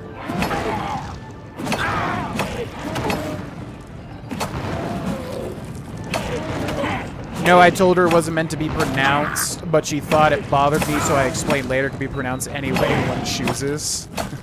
Yeah. Cindy is very nice. Very, very nice to people. Much nicer than I am, usually.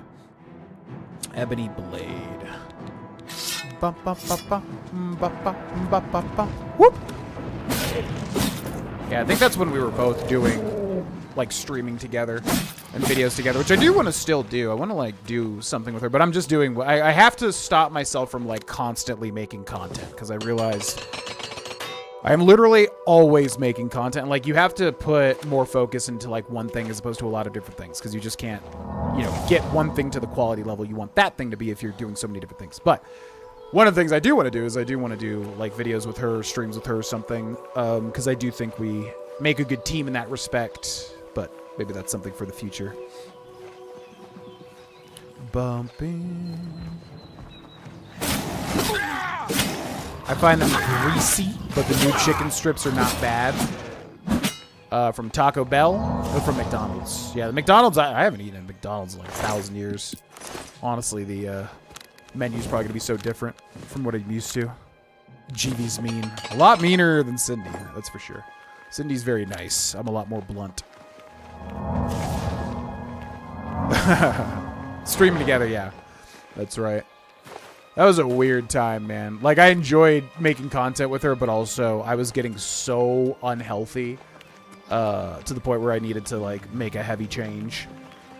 Which, luckily, eventually I did. But, like, that was a weird time. Because I was on that medication, and as she says, like, she thinks I gained so much weight so rapidly because I was on that medication, and it just made me not care about anything. It's like I didn't have any anxiety or worries, but then that makes you so complacent. You don't realize the things you need to do better, you know. So that was a really weird time. Very weird time. But yeah. All right, ladies and gentlemen, I think that'll be it for today. I think we got like 5, 6, or 7 Oblivion gates closed down. Yeah, as far as tomorrow, so for the Oblivion 100%, I'm not sure exactly what I'll do. I'll either download this, edit it, upload it as like a half episode, or maybe I will just put this in the playlist so anybody that gets up to this point will see this. But yeah, nothing really affected the main 100% playthrough at all, just kind of getting Oblivion gates done, which we should do because that's a part of Oblivion. So yeah, that's that. Last time I said what we would do the next day, which let me check the schedule. I may keep it a secret.